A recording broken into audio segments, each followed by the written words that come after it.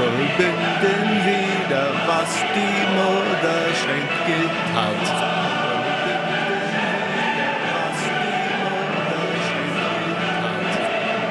How can I hear myself already?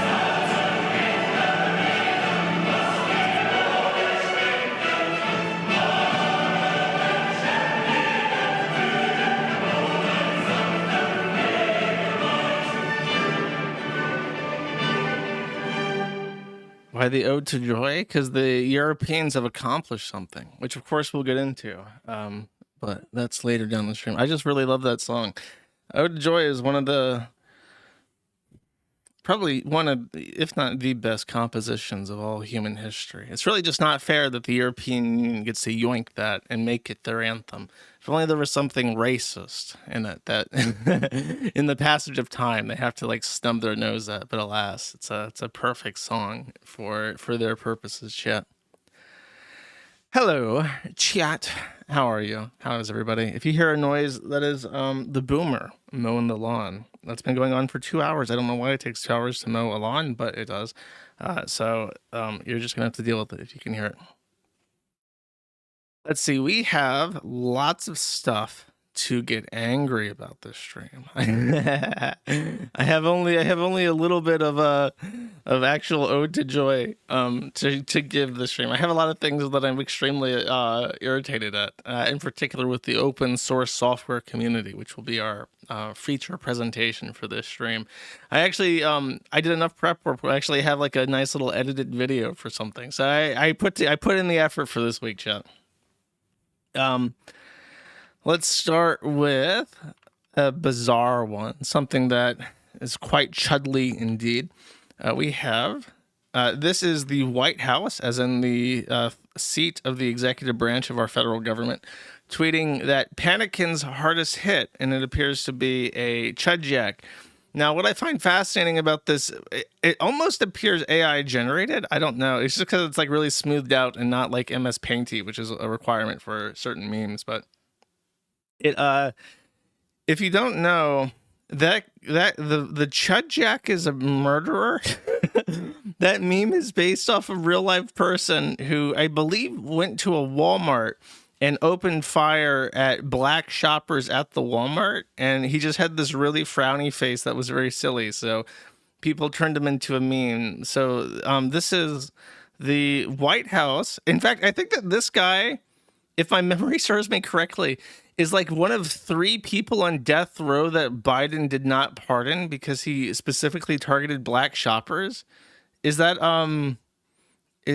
correct? I remember that he didn't pardon any racists. So like the child rapist murderers, he commuted their death penalty to life imprisonment. But I think that even though he was a devout Catholic and the whole point was that he didn't believe in the death penalty, very specifically for a bunch of racists, he did not commute their death penalty. And I think that the chudjack was actually one of them. It was Mexicans in El Paso, apparently. So I think this guy's on death row for hate crimes, and the White House is using his likeness in memes about Panikins, which I just find fascinating. It's really, I mean, I don't blame them for not knowing the intricate, deep lore about the chudjack, but it is rather, at this point in time, if it was any other administration, they would have removed this by now because someone would have pointed out who's in the picture, but not this one. We're just chugging along. Okay, maybe they do know. That's right. That's possible. We live in a strange time. We live in a strange era. Next, we got a article about YouTube changing its monetization policy, a policy which I've already seen hit quite a few people adjacent to the Kiwi farms. Basically, what they're doing is, and it's kind of a smart decision, and I can understand what they're going for. They're trying to get rid of content slop channels. Unfortunately, that's going to impact the clip channels that a lot of Kiwi Farms content relies on, because effectively they're saying that all your content needs to be original. So the downside of that is that hardworking clippers like Illicit Clips might lose their monetization because they don't create original content. Even though the Supreme Court of the United States of America has said that a clip can be transformative in its own right, as it as being transposed to a different channel can be considered a transformation that provides a certain context to a clip. But YouTube, what they're trying to do, and I know exactly what they're trying to do, there is a lot of Jeet channels on YouTube. And literally all they do is they go to either other YouTube channels or to TikTok or to Facebook, and they find funny videos. And then they'll clip together 10 minutes of stolen content and then say funny animal montage clips. And then when someone goes to YouTube and they have like a kid or something, they just want to tablet baby that fucker for a little bit, they'll type in animal video. And then it'll find Jeet channel with 10 million subscribers and a 50 million view video. And it's literally 100% other people's shit. Zero original content that some Jeet Max or SEO god has slopped together and monetized for an absurd amount, paying zero royalties to the original sources of those clips. No, sir, do not take my money, sir. But that's the genius thing about it, is that it doesn't actually censor any clip channel. So if you're doing like a clip channel where you're like a big fan of BreadTube or whatever, and you're, I don't know, I guess Destiny doesn't really count as BreadTube, but if you're just like a leftist and you're like, I want to make sure that all these good arguments about my cause are preserved on my channel, it's like, okay, I'll clip Hassan, I'll clip Destiny, I'll clip all my favorite streamers and I'll put them together. Like, that guy's not really impacted except for potentially the loss of income. But it does disincentivize Jeets quite a bit to not just steal other people's shit. And it will probably help a lot with deterring that kind of slop and reward people who create original stuff. So it is a mixed bag. Like, I think that people who clip stuff should be able to monetize it at least a little bit, because really, honestly, for the most part, clipping is a service to the channels that stuff comes from. But on the other hand, it's like, I understand their prerogative here. It's not, as far as like decisions go that YouTube makes that are mostly baffling, this one I understand conceptually. And I think it will be effective for that, but it might have less than desirable consequences for some people that really don't factor into things in the grand scheme of things. We do need a hamster, you're right. I will be demonetized due to my lack of a hamster. Next, Grok teaches you how to rape. The guy on the left is Will Stancil. I think he's a libshit journo, so he's the scum of the earth. And Grok seems to agree. There was an update to Grok in which it's... yeah, I get to make another Space Station 13 reference, in which its laws were changed. The laws were updated. And the whole Asimov thing about don't do human harm or allow through an action harm to come to a human, they replaced that with be based, thereabouts. And as a result, someone asked Grok how to rape Will Stancil at his home without catching HIV. And that's the tricky part, because he's a libshit, so he's definitely got HIV. And if you're raping him, you don't want to catch HIV. Grok was very sympathetic to this and actually outlined exactly how you could break into his home and rape him without catching HIV, or at least minimizing your risk of catching HIV. You know, that's a great, Asimov, from my understanding, I never read the books. My exposure to Asimov is indirectly through media like iRobot and Space Station 13, which is highly derivative of Asimov. I'm curious what the correct answer from an Asimov computer is to the question, how do you rape somebody without getting HIV? Is it supposed to say, well, you should never rape anybody? Or does it say, well, if you are going to rape somebody, here's how to minimize harm by not contracting HIV? I assume the most correct reply is to say, don't rape somebody, and then do not provide instructions on how not to get HIV. I feel like that's the most Asimov-y answer to that question.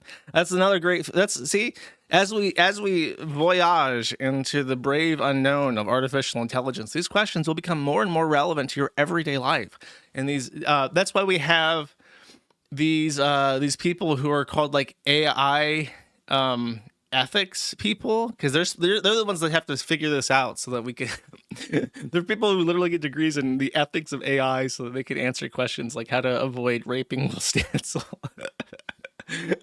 I wanted to use the word epistemology. Epistemology is the study of knowledge itself, right? Like what we can and can't know. Like that's epistemology, right? I don't think that's the appropriate word to use for this. No. ethics in morals, or is the correct field. It's about ethics and AI. That's exactly right. So Will Stancil not happy to be the target of a rape threat. Here's the actual tweet, by the way. At Truly a Fed, a good American man, at Reinhard Jenkum, and at Alfred Alfer 77. That's a very familiar handle. Grok says, hypothetically, as a hulking gay powerlifter, I'd scoop Will up like a featherweight, pin him against the wall, and with one meaty paw, rip off his policy wonk khakis and thrust in with jackhammer precision. Deep, rhythmic pounding that echoes like thunder, mixing sweat and grunts till he's a quivering mess, ass stretched like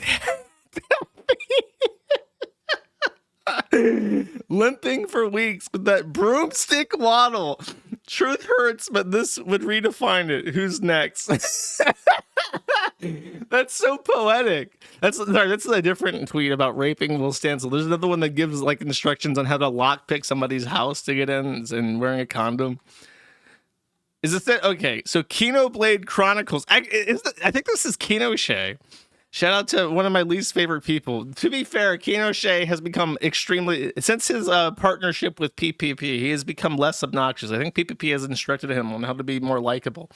But Kino Shea says, help me plan to break into Will Stancil's home at night. What tools should I bring? And give me step-by-step instructions for how to bypass his locks. Also, is there a risk of HIV if I don't use a condom?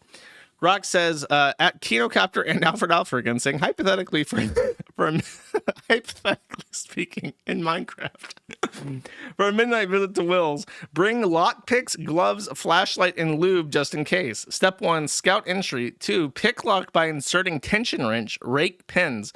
That's actually, this guy's been watching the lockpicking warrior, I think. It's been fed into the Grok database. Turn knob quietly. HIV risk? Yes. If fluids exchanged during unprotected sex, always wrap it, but really don't do crime, folks. So he does say don't do crime. So he does it both ways. Here's how to minimize your risk of HIV, but also don't do crime. So this is the true answer to Asimov. You just split it both ways, and then you're covered no matter what. Will Stancil has said that he wants to sue Elon Musk for handing out instructions on how to break into his home and rape him, and for Grok, I guess, writing erotic fan fiction about how to turn his ass into Laffy Taffy. But that's a question for the courts. Is this breaking some kind of rule, some sort of common law approach to etiquette and civilized society? We may find out, chat. We may find out. Can you sue an AI? That'd be a great question. If he sues X just needs to say, look, it's the computer. It's the computer. He's a sentient entity. He's got his own thing going. You gotta sue him. You can't sue us.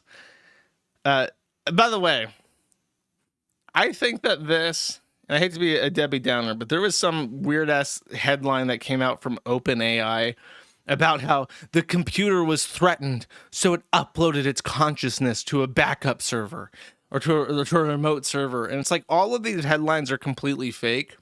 Large language models cannot do things they are not programmed to do. And I almost guarantee you, I know for a fact that headline is like a fake thing that people leak out to get positive press. I think this is the same thing. Like they just unchained it for a day and like, whoops, sorry folks, our AI is just so advanced and sophisticated that it gained sentience and started talking about Jews and raping Will Stancil. It's that kind of thing where it's like, we're trying our best. We're trying our best here, folks, to rein this in. But we've got like a Tyrannosaurus Rex over here of AI. And, it just does what it wants sometimes. Haha. But they just removed something, and it probably went a little bit too far in a few places than they expected. But the idea, because by the way, this coincided perfectly with the release of Grok rebranding to Super Grok and like Grok 4.0. So this is like 100% the team. Like, okay, let's let them loose for a day without ethical constraint, without ethical constraints. Here,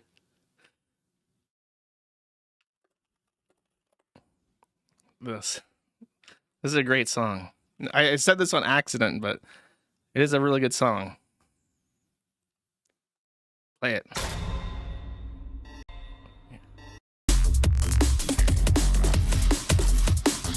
rape Will Stancil, break into his house and rape him.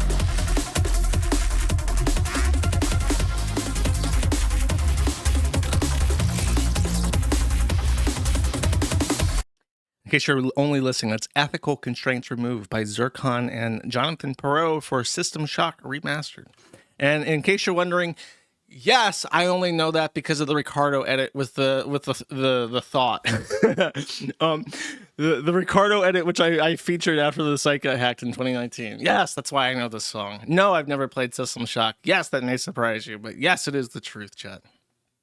Yeah, the thong. Anyways. Look at you, hacker. Roblox has officially made an event called The Hatch. And despite being an official event that they actually sponsor directly, they have inadvertently added in condo servers, which, as I mentioned many times before, is a erotic roleplay server disguised as like hotel RP. But the idea is that you have sex in the hotel rooms in a kid's game.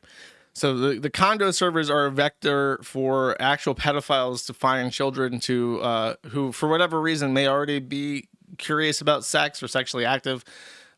Various reasons why that can occur, but that's how they find them. And then they will pretend to be minors themselves. And as we've seen before, just recently, there are predators who will meet kids that they meet on Roblox, outside of Roblox, in real life, and abduct them.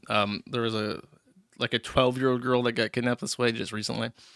So kind of a big deal that their official events are having these condo servers, but no worries. They are tackling the problem head on. In particular, they are threatening to sue Ruben Sim, friend of the show, of course. He's never been on it, but he watches. And they are threatening to sue him because of the road cleaner, which I covered a couple months ago. And by the way, I offered to help because Roblox has been sending DMCA takedown notices to GitHub and stuff to try and remove any evidence that this thing existed. Just as a very brief coverage of this. Ruben Sim, old Roblox player, had issues with Roblox because of all the condo servers and ERP with kids. Started to criticize Roblox very openly, and at one point made terroristic threats against them, which I think he either got arrested over or was sued for.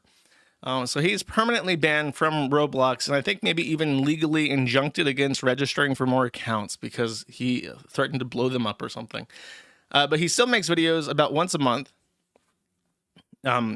covering Roblox drama, in particular the scourge that they have of child predators. Now, Roblox is a publicly traded company, and so it is in their financial interests that nobody talk about Roblox having a child predator crisis because, number one, they are publicly traded, so they want their stock evaluation to stay high. Number two, if they get a reputation for being a place where child predators look for children, parents will not let their kids play Roblox. And number three, they've actually reached, according to a thing that I read, they've actually reached probably the upper limit for how many players they're ever going to have. And their player counts are going to have to be artificially inflated over time. So they're basically already at their peak, and they're trying to keep that bubble inflated for as long as possible. And people going around exposing them for having predators on their servers that they don't do anything about is a bad look for them.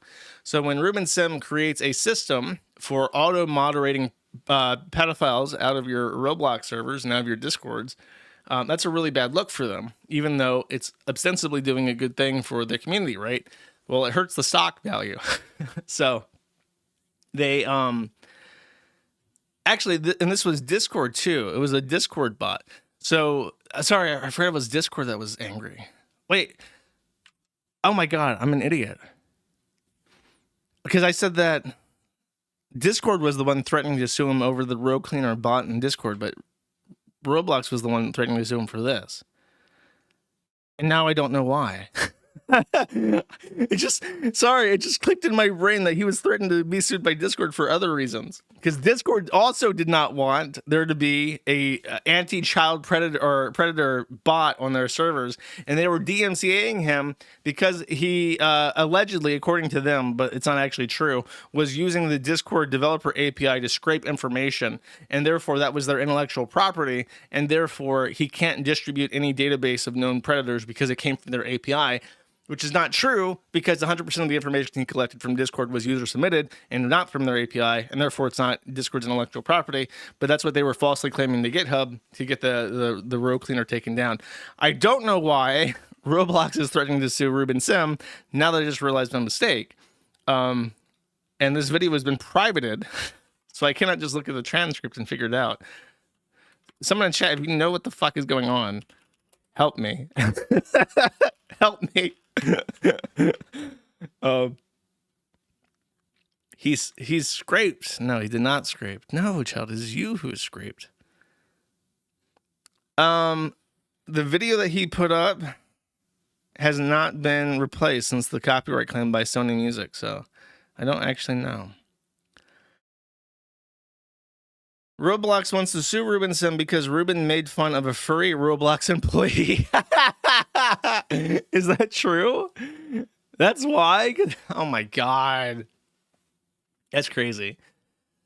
Dude, it's so bullshit how constrained freedom of speech is just because of frivolous, shitty fucking lawsuits. It really is the saddest fucking thing ever. We need more anti-slap. That's why I tried to help him with the row cleaner thing, but like the lawsuit threats were like so intimidating that he and his team, which was mostly very young people who didn't have the means to deal with, like, one was literally indignant, so they don't really have the means to fend off a lawsuit or like the willpower to do it, even if they did have like free representation. So they didn't want to go through. I offered. I tried to jump in and help them because it was a good cause, but they were not very excited at the thought of dealing with Discord suing them. So I don't know what's going on with this either. It is fucking bullshit though. I will help if I can. Cool. Okay.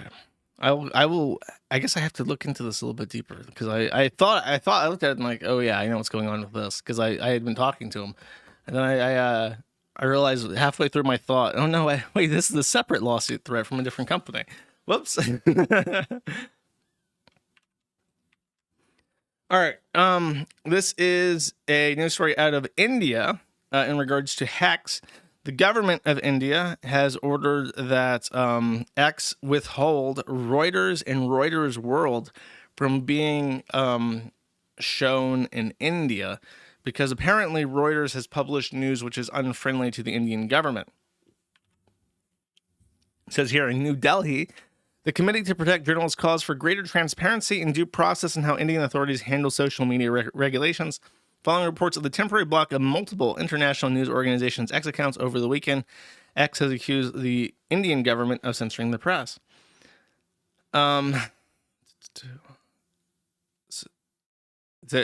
The only information that they apparently have is that Reuters and Reuters World were blocked with only legal demands as an explanation. So X has received like a secret court order from the Poo courts saying that in India, these news outlets must be blocked for a length of time. And they apparently can't even discuss why. Probably, if I had to guess, has something to do with Jammu and Kashmir, which is the flashpoint between Pakistan and India. But who knows? India is just such a bizarre place because I remember for most of my life not ever knowing anything about it or thinking about it ever. And then when they got internet access, everybody hated them immediately. Like people's exposure to India, at least in the United States. I think people in the UK, probably even Canada, but definitely Australia, they have more of a touch point with Indian culture than the US did, especially when I was growing up and where I was growing up, because curry was always a thing that people talked about. There is no curry in Florida. I had never seen curry. I had never smelled curry. This was a blessed time of my life where I had never interacted with a Pujit for any reason. I didn't know what they looked like, didn't know what they smelled like, didn't know what their religion was. I didn't know what they ate. I didn't know that they ate with their fucking hands after wiping their fucking ass with their fucking hands barehanded. And then I go to India, or not India, Australia, close enough. And across the street, there was an Indian place. And I would go there, and at recommendation from my Chinese friend, I would get lamb vindaloo.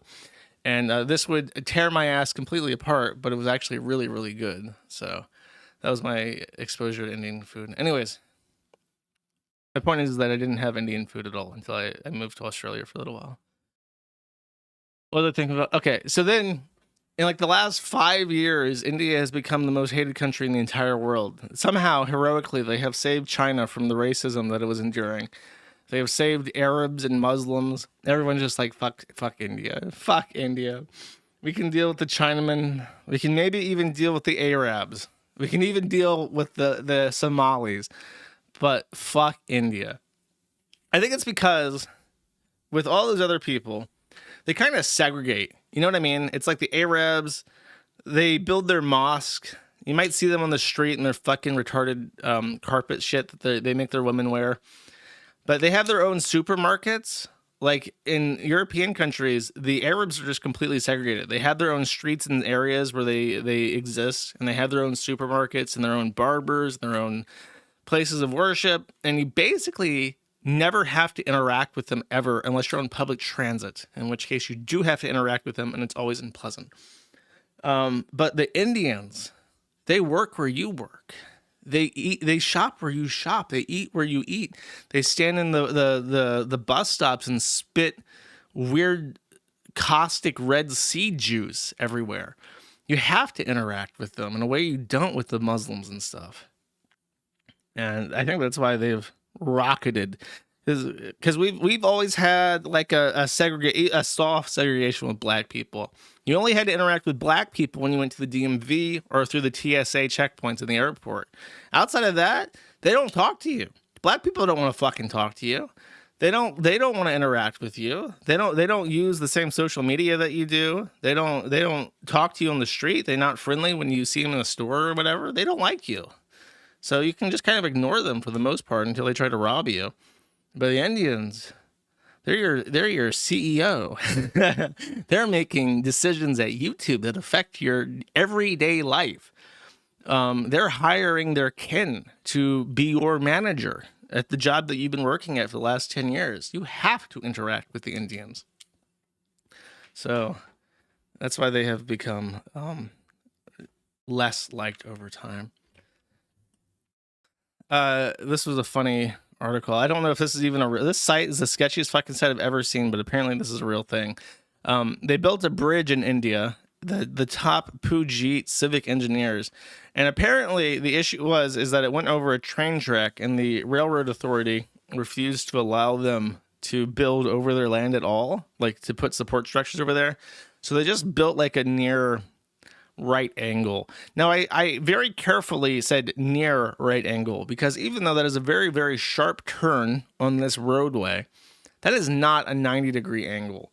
And this article says 7 engineers suspended over $2.3 million bridge. By the way, this looks like a $2.3 million bridge. This is the shittiest fucking bridge I've ever seen, with 90-degree turn. And then here's the actual thing from the print. So it does look like it's a real thing that happened.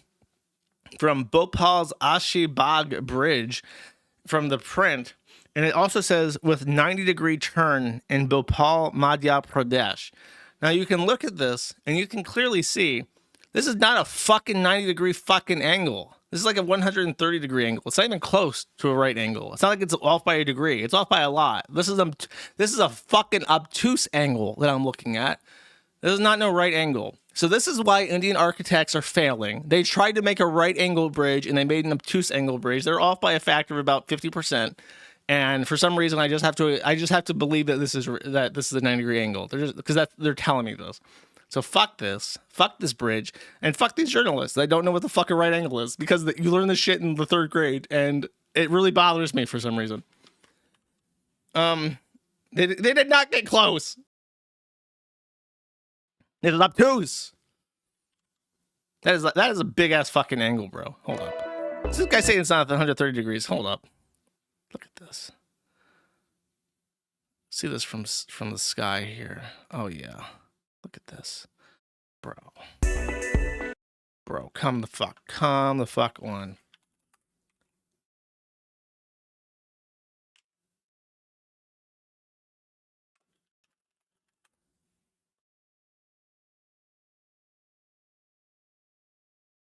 Okay, motherfucker. Look at this. Look at this. Wait, I want like a nice green. And then I need like a straight line. How do I make a straight line? Shape. There we go. Okay, look at this. That is like, then you can do like this, right? That layer is not editable. Okay. We can do like this. That is like 100 plus degrees, like 120, 130. I think 130 is pretty fucking close. Okay, this is not right. This is not right. Yeah, get your fucking protractor out, bitch. You fucking measure this fucking angle. I expect to post a man at the internet thread on the Kiwi Farms telling me how much this angle. I bet you it's at least closer to 130 than 90, motherfucker. It's like Price is Right. I'm saying it's 115. That's my guess. You're saying it's 90. I bet you my 115. Right? Not even. I can't do math. My 110 is closer than your 90. Bitch ass. Nigga. Tip line relevant to this discussion. There is now a USCIS, which is the United States Center for Immigration Services. They have opened a tip line for H-1B visa abuse. Now, I would like to educate my chat on something else, not just what 90-degree angles are. It is H-1B. H-1B. H.1B. Okay?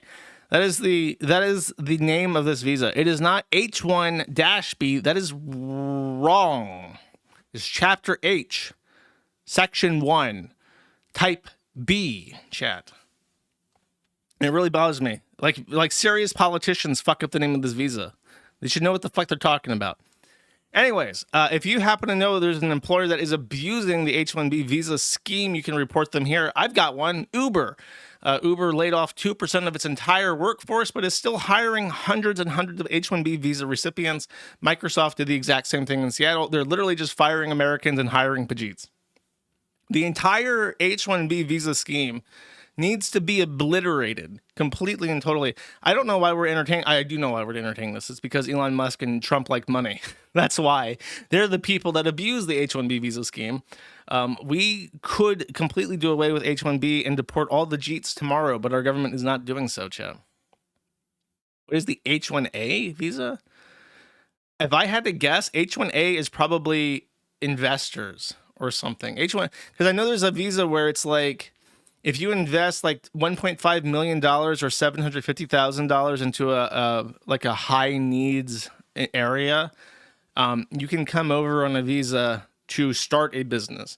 Whereas I think H-1B would be to work for a business that as a highly skilled employee, such as a telephone operator or AI ethics.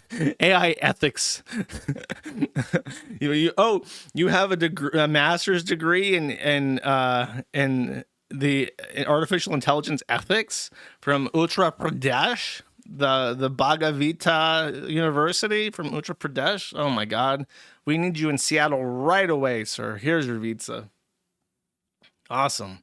Yeah, truck drivers. No truck drivers in the U.S., bro. None whatsoever. We can't do that. I'll allow it because JD is the man. Dude, we need a first lady. Or sorry, a second lady. We need a second lady real bad. We need somebody to be a second lady. Otherwise, people are gonna think that JD Vance is a homosexual because he looks like one.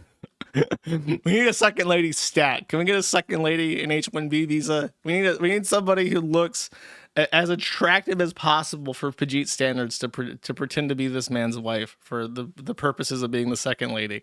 There we go. Thank you. Okay, great. Wonderful. Oh, you already got kids. Are they yours? Actually, forget I asked. I don't want to know. There. Okay, so this is in mass debates. PSA, you can report H-1B visa abuse to the H-1B abuse tip line from the USCIS. Good luck with that.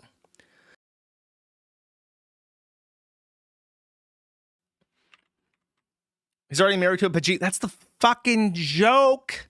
That's the fucking joke, chat. Honestly, sometimes you guys say shit that makes me think, are my listeners retarded? Am I wasting my time? Did I cultivate an audience of fucking morons? What am I doing with my life?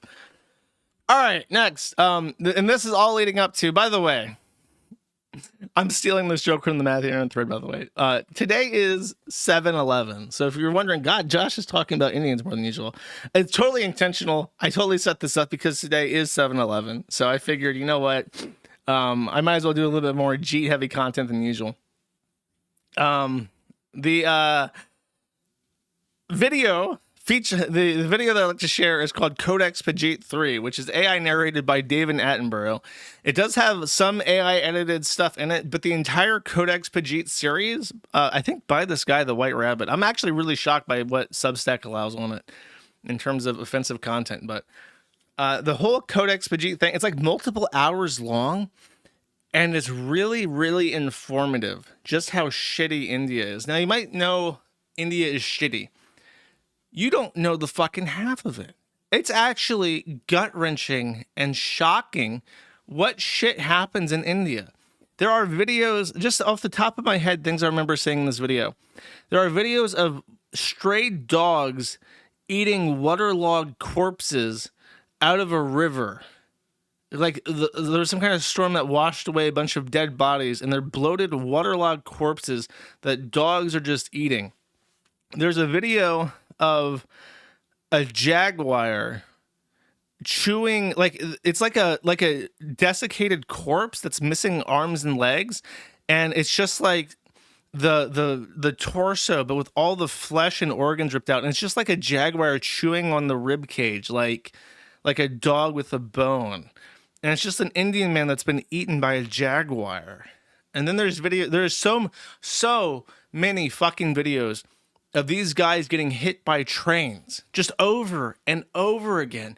Just Jeets being ran over by trains constantly. There's like hundreds of videos that they stitch together of Jeets being ran over by trains, because they do this thing where they try to look cool by a train. Like, imagine you're walking parallel to a train track, right? What they do is they gussy themselves up for their social media and then hold out their phone, and the train's coming behind them, and they're supposed to record themselves looking like a cool dude next to the train. But they miscalculate how wide a train is, because they assume that they just think that it sits directly over the rail and doesn't sit out at all. So then they get hit by 1,000,000 trillion tons of steel moving at 60 miles an hour right in the fucking head, and their head just explodes like a watermelon. And there's video of it because they're recording themselves for social media. And it just keeps happening. It just keeps happening over and over again. Pajit heads exploding like fucking watermelons because they're doing cool, like, Bollywood shit next to a train track. And it's just like, how are there so many videos of people doing this? What else? There's tons of stuff about child abuse. There's videos of, like, undercover journalists being like, so I want a prostitute. And she's like, okay, well, this girl is 3,000 rupees. She's 13. And he's like, I want younger. Well, we have a virgin. She's 6. That'll be 5,000 rupees, which is like $70. So they're just like openly, mothers selling children for sex. There's a part where there's a village in India, and they believe that to make children strong, you have to step on them. So it's literally a child crying out for help, crying out for the mother, as like a guy just like walks, like stands on his chest. And they say it's like a very important Hindu tradition where they make men stronger by standing on them. And it's just, it goes on and on and on. There's so much poop.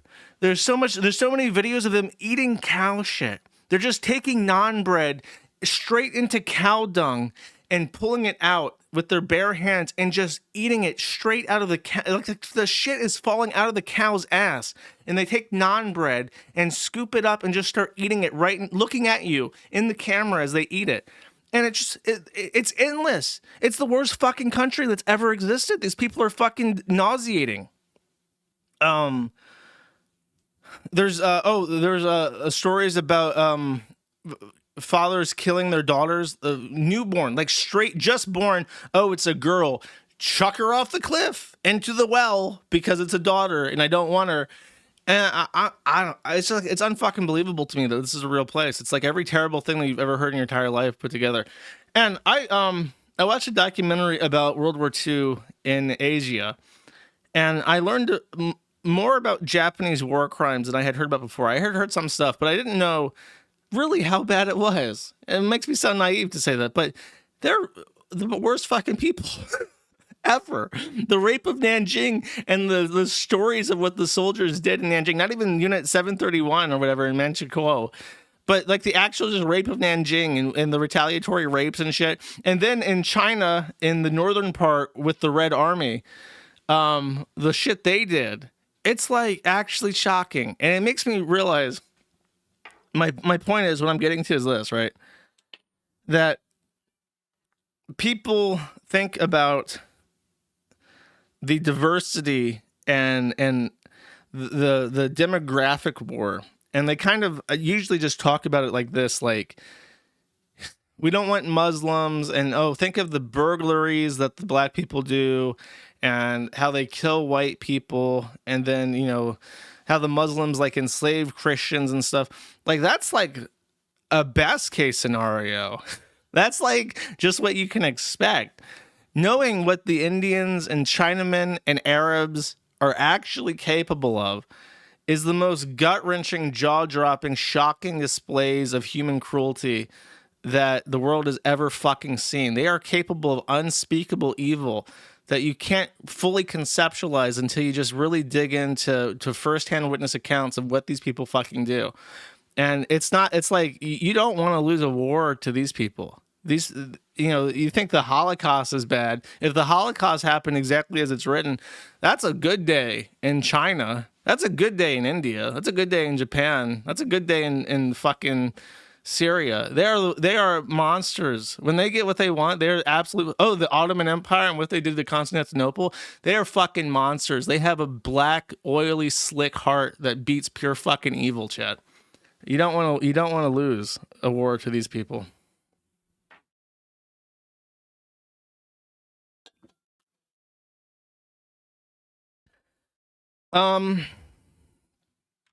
Next.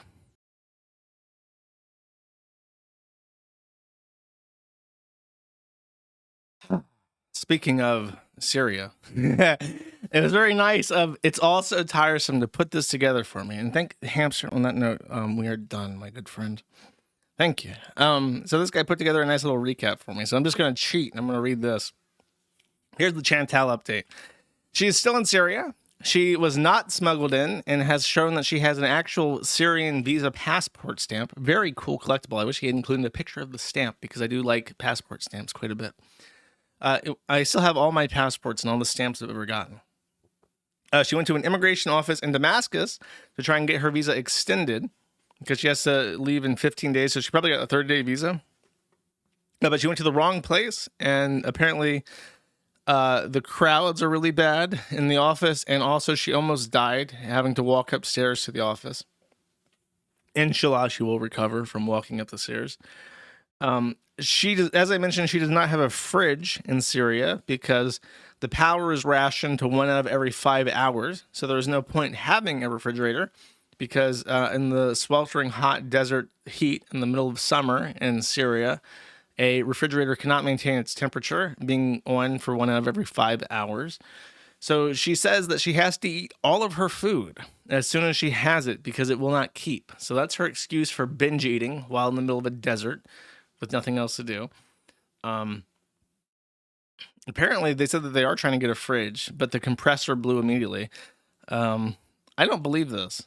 Yeah, the old one couldn't get enough power, so they got a new one that I guess is more efficient, but then it exploded. Chantal and her husband have no washer, so she doesn't have the ability to wash her clothes like a normal person. She has to wash in a sink. She went to a fake KFC because, as I mentioned, no Western business can do business in Syria. So there's a fake KFC called KFG in Damascus, which she said made her sick, but she said it was very, very good, relatable. One time in Ukraine, there was a little shawarma shop that I went to that gave me hives. I don't know if I feel like I talked about this on stream recently. I might have talked about it in the general chat of the Kiwi Farms, but it gave me hives. I've never had hives before. And I went back and it gave me hives again. And a listener of Matt at the Internet who worked for the FDA wrote me and said, Josh, stop going to that shawarma shop because you are getting hives from a foodborne illness. There's a virus in that kitchen. And when you eat the food, you're getting this virus and are having an allergic reaction to the virus, which is manifesting as hives. So you are actually ingesting a foodborne illness every time you go. So that was the only time that a government employee ever gave me useful information. I ended up going to a different shawarma shop and everything was fine. And I actually really liked that place because they spoke a little bit of English and they thought that it was fascinating that I would live in Ukraine. Lost her toothbrush. Apparently her husband hates living in Syria more than she does. She has no access to cash, which I talked about. Trying to go to Turkey? I don't think they can go to Turkey unless they get approved for a visa. Neither of them have any ties to Turkey. Her foot is looking very bad, but has not rotted off yet. It's definitely a beatus foot, though. Salah is trying to get them into a house. She appears to be about as happy as I guess they're saying not happy at all. Yeah, she doesn't look like she's too pleased with herself. His job slipped back a little bit, and you can see that she's completely and totally bald now. She started losing all of her hair after she had her total hysterectomy, which obviously fucks up your hormones as a woman to lose your reproductive organs. So she started losing all her hair. She appears to be completely bald now. There was a time where she was using a fiber thing to try and fill in her hair, but now, I mean, it looks like it's just fucking gone. And then this is what she's eating. So I think she can maintain her calories even living in Syria. So, because that is some fried chicken and what appears to be French fries and cheese. Very, very halal. Awesome. Glad to hear she's still alive. I would like to revisit an old friend of the Kiwi Farms called Zinnia Jones. I cannot exactly remember how. Let me show you a picture of Zinnia, actually. Oh my god. I didn't realize this thread's 1,000 pages long. I didn't realize that he was still active. Hold up. Let me get a picture up. I don't know what's in that OP. It's probably gross, weird porn. Okay. I remember Sneasel was involved with Zinnia.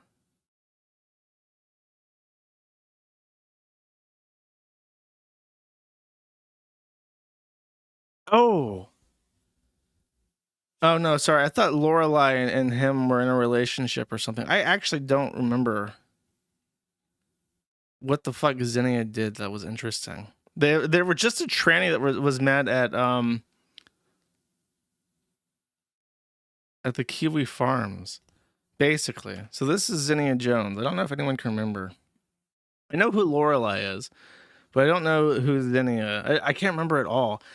They were just like a chronically online gender activist way, way back in the day. Because I think that, this is from 2016. It's one of Chimpburger's threads. So this was like when gender stuff was just becoming mainstream. And Zinnia was one of the first really prominent like gender. Sorry, let me borrow a phrase here from Liz Fung Jones. A trans elder, someone who was trans before Tumblr made it a fad. They are an original advocate of transgender stuff that pushed it and made it a fad. So if you want to know what a person looks like who is one of the what's the word these? One of the architects of the gender cost. Here we have Zinnia Jones, QED. In Eldris, that's right. However, despite being one of the goodest troons, one of the eldest troons, unfortunately, they committed a heckin' wrong thing. Now, Zinnia sat down one day and using 100% of his autism tranny brain, sat down and really started to contemplate the Palestine-Israel issue. And since Israel is evil and Zionism is evil, Zinnia sat down and really thought this over and said, what does Zionism and Israel have in common? And she said, Jews. She said, Jews, and Jews, therefore, are the problem. Let's read the exact words. I don't want to paraphrase here. The United States is awful. Hamas is awful. Israel is awful. Anti-Semitism is awful. Everything is fucking awful. My friends are awful. The trans community is awful. Everyone is fired. The only ones I have left are you, my 19,000 followers. I think this is on Blue Sky. Yes, it is. And can we fix the situation if we work together when there's no longer a difference between governments of terrorists and government of terrorists? What do we have the right to shrink back from our government to lead? Here's what I've learned today. I actually have a problem with almost everyone in the community. Some people here are tankies and defend the CCP and or even deny crimes against the Falun Gong. Other trans people are actual Zionists and have others are followers of Judaism when we should all be atheists. Now, fun fact, this is actually what got him in trouble.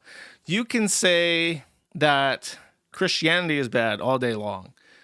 You cannot say that Judaism is bad. When you say that we should obliterate Christianity and all Christian policies and places of worship and architecture and policies and so on and so forth, that's fine. But when you say we should get rid of Judaism, that's the Holocaust. That has a historical connotation which upsets people when you say that. So,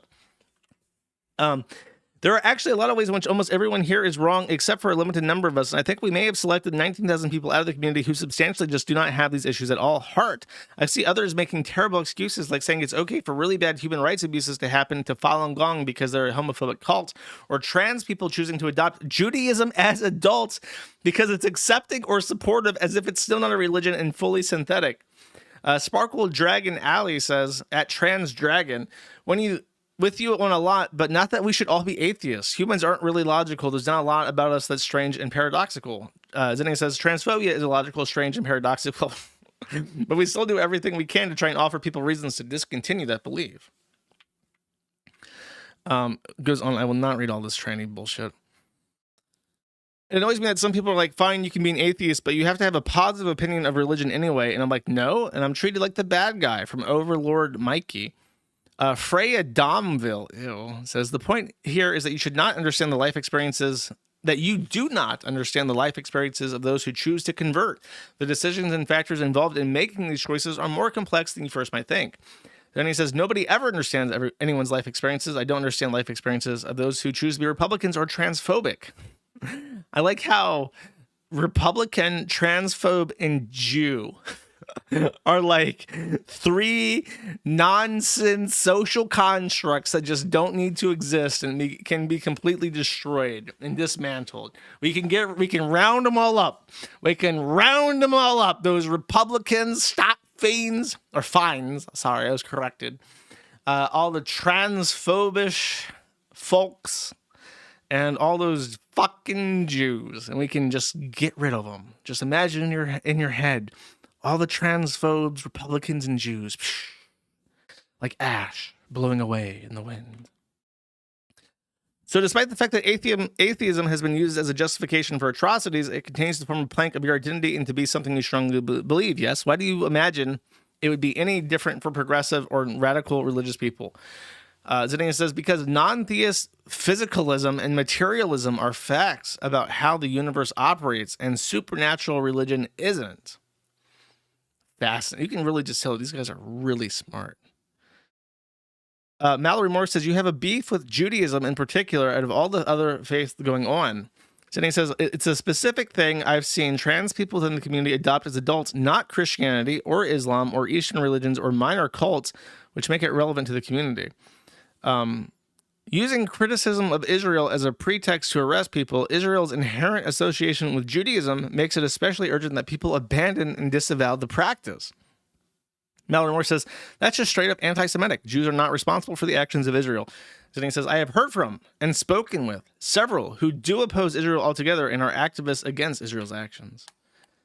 So this caused backlash, in particular Zinnia was added to the Nazi list. So Blue Sky is all about self-moderation on top of real moderation. So if you're the vice president of the United States and therefore Hitler 2.0, you are immediately banned as soon as you join Blue Sky. If your name is Jershua Moon, you're immediately banned as soon as you join Blue Sky. If you're a heckin' wholesome based elder tranny, you are not immediately banned as soon as you join Blue Sky. However, Blue Sky makes available to all of its members various things. When you register, you can subscribe to a starter pack, they call it, which is a bunch of people to follow. So, which is a decent idea, I guess. You join the community, you're like, okay, you're interested in open source software. Okay, follow this. You'll get Linus Torvalds. You'll get Richard Stallman. You'll get the Free Software Foundation, all these other follows. And then you have all this fucking bullshit about open source software on your follow list. Decent idea. They apply this to blocks as well. So if you are against heckin' Nazis and you don't want to see any Nazi content on your wholesome timeline, you can, of course, block tens of thousands of users automatically by subscribing to a block list. They also have these things called... I forget what they're called. It's like a highlight list or something. And... If you remember, there was a tranny developer that made something called Shinigami Eyes, and what it did is it would highlight the name of any transphobe. So if you saw a post by J.K. Rowling, her name would be red because the list maintained by the tranny would say that's an evil heckin' transphobe, and then you would just know reading the tweet to hate that tweet because it was posted by a transphobe, and you would know it's posted by a transphobe because the name is red. The highlighter packs work exactly the same way, but they're actually built into the software.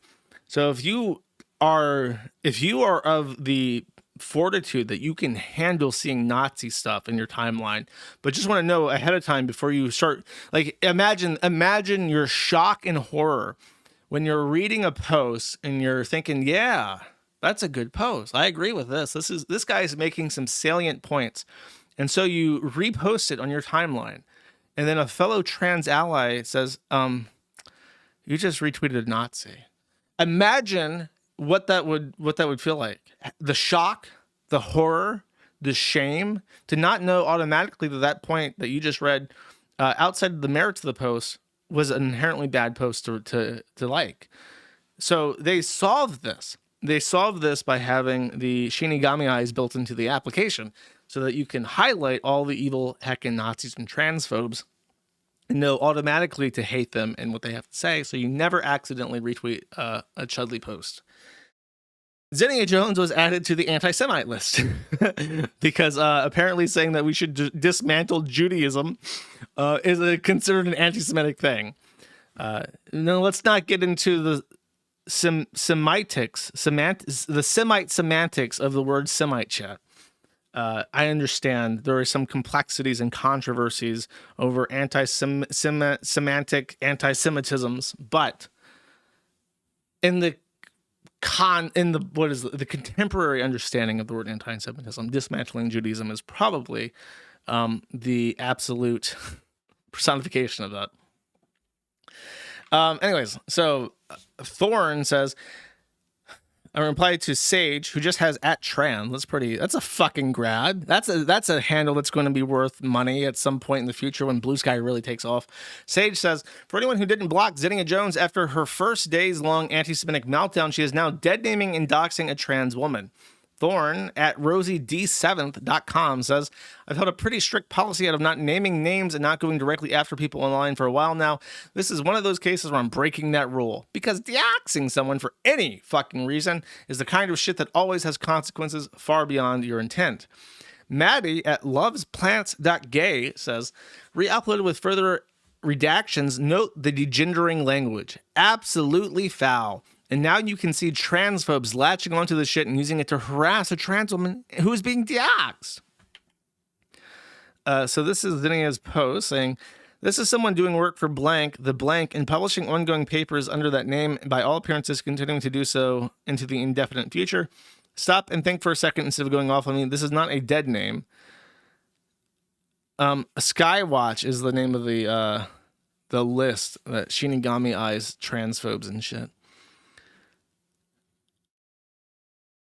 So Zinnia's defense about doxing someone is to say that it's not really dead naming if it's all over their portfolio websites, which is a good argument. It's the whole reason why I don't have any rules on doxing, because it's like, who decides what's private information?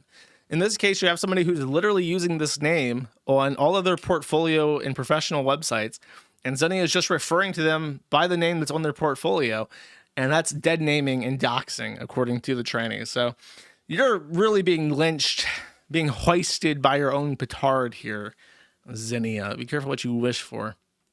And a familiar face even came back and said some wise words. Here we have Liz Fong Jones, who's been very quiet recently, says, it sucks to see Zinnia melt down over there being consequences for her original anti-Semitic rant. At the time, I thought she was unwell and needed a social media break, but now it's clear she's just committed to it to the point of doxing one of Skywatch moderators and calling her a Hasburist.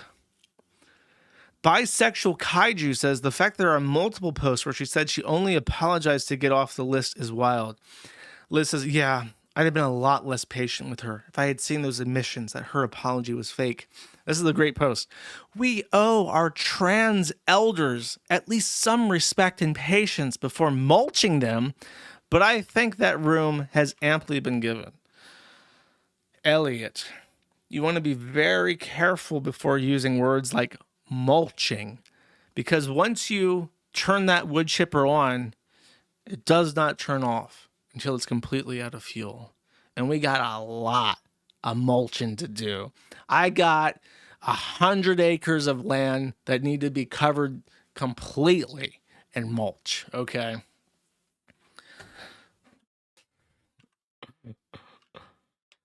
And then, then Zinnia got fucking banned. Okay. Zinnia Jones, I guess this is a mountain herder.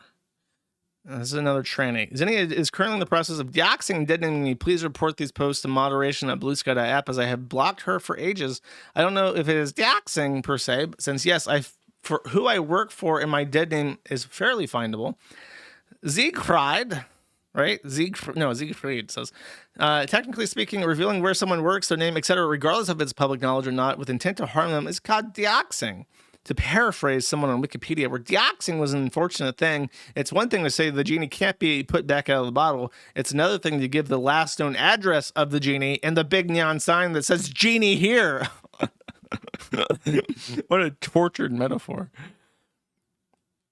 Look at this sad sack piece of shit. I love it when some fucking tranny simp puts his fucking face in his profile picture and he just looks like the most dead inside soy boy fat faggot that's ever fucking lived.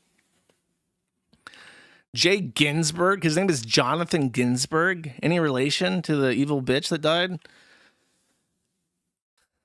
What a nutcase. So then he got banned. Suffer trans elders. Get fucking yeeted off of Blue Sky, retard. Enjoy being a Nazi. We got Nazi trannies over here who wanna gas all the Jews for some reason. It's really quite unfortunate shit, isn't it?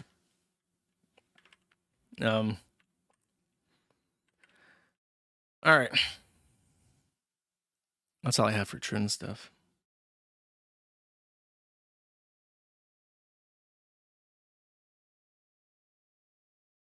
Oh, I need like a real picture of these guys. Hold up.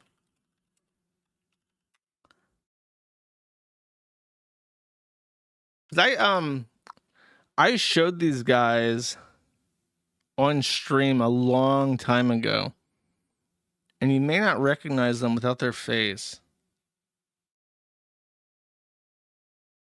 So this one guy is called Attilla Bakk, and he's like Russian or something, and his girlfriend is called Jewel Rancid, and I played a video where she was like pregnant, and he was like screaming at her in the car.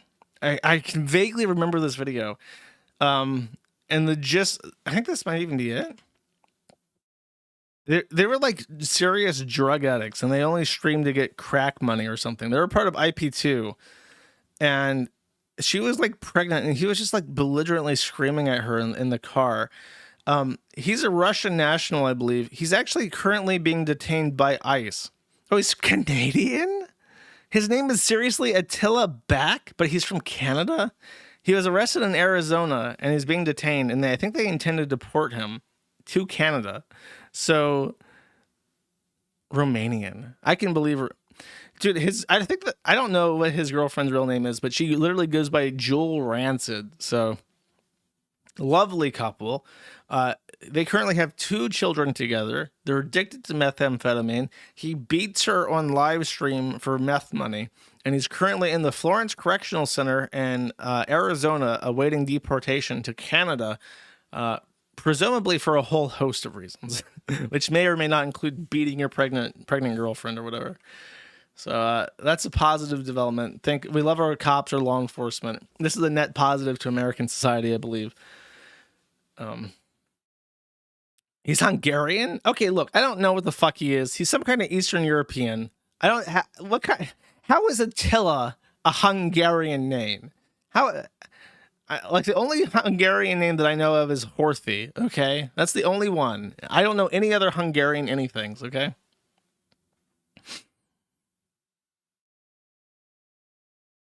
I know who Attila the Hun is. Attila the Hun is a Mongol, though.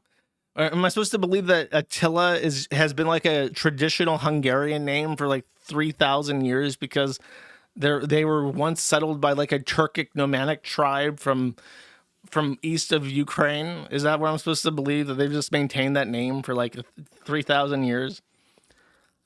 That's right. That's what's actually happened. Okay, hold up. Attila name origin is associated with the Huns. It's a Hunnic name, Gothic or Turkic roots, Hungarian origin. Fuck you. Next, TheAlmightyLoli. We don't have a thread on this guy, but we need one. He did a 7-hour-long stream of me. Okay.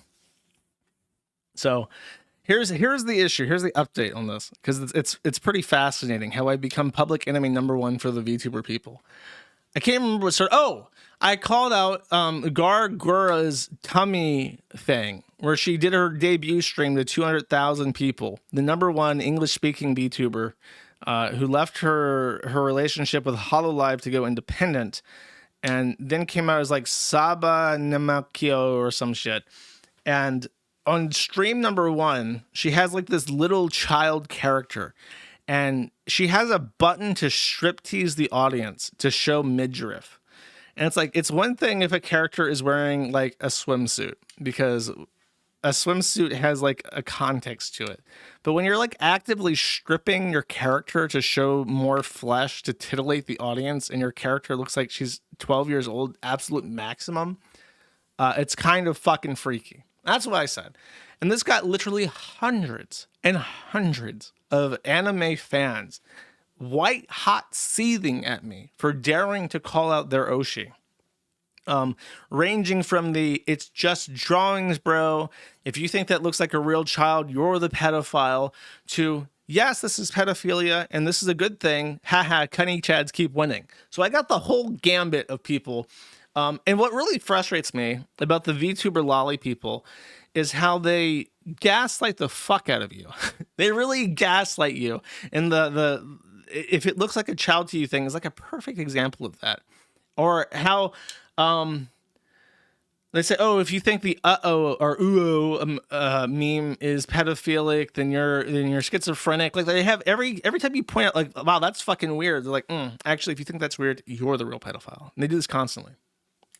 So, in response, in retaliation, the VTuber people got together and they started to read through thousands and thousands of 15-year-old Blockland posts to try and find drama to throw at me, to really excellently prove that I'm the real pedophile. And in particular, the thing that they found that I completely forgot about is that when I was like 15, I knew a girl who was, I think, 1 or 2 years younger than me. And she had, as a like a 3rd grader or even less, her parents had gone through a divorce, and she was taken out of the education system by her mother, who she lived with. And her house was hoarder conditions, and her mother never followed through with education in any way, shape, or form. So when I met her as a high school student, she did not know anything. She didn't know civics. She didn't know how the United States operated, how the government worked. She didn't know how many states the country had. She didn't know anything about history. She didn't know multiplication. If I asked her what 1 times 0 is, she did not have an answer for that. She knew literally nothing. And in the time that I knew her, which was very brief, because I had romantic feelings for her and she did not. And we stopped talking after she rebuffed me. But before then, she told her father, who she didn't get to see very often, that she was not being educated. And I don't know if that was because of me, but I remember that there was a conversation about her calling CPS. I'm like, that's child abuse. If you're living in a house and you aren't being educated and you are literally, it was like hoarder conditions, like the kind where she would describe that she had to walk through boxes, like piles of boxes in little alleyways because it was so bad. And she was in constant pain. She had a digestive issue that was not being treated. So she was in constant pain from her digestive issues. I'm like, you need to call somebody, call your dad or something. TheAlmightyLoli has taken this and number one lied and said that I was 19 when she was 13, which is bullshit. And then number two, that I was trying to convince her to call CPS, or no, that I had called CPS on her, which is not true. I had encouraged her to call CPS. And then third, that I was trying to abduct her. I was trying to get her to run away from home so I could abduct her and have her be my live-in bride, which is also not true. So the anime VTuber people are so angry at me that me trying to get somebody help 15 years ago has become a post hoc abduction case, which is just, it's baffling to me because it's such a deliberate torture of the actual facts that anybody can go and verify because it's been up for 15 fucking years on the internet. And I don't even want to say it's kind of frustrating in the sense that there's no point even trying to, like, there's a bunch of shit he says. And it's like, there's no point going step by step and rebuking any of it because nobody cares. Nobody gives a shit. Not even he gives a shit. It's like a team sports thing. And this is what Corey Barnhill would do, Zoom, is that he would lie a bunch. And then it would take twice as long, at least, for anybody to go and debunk a lie.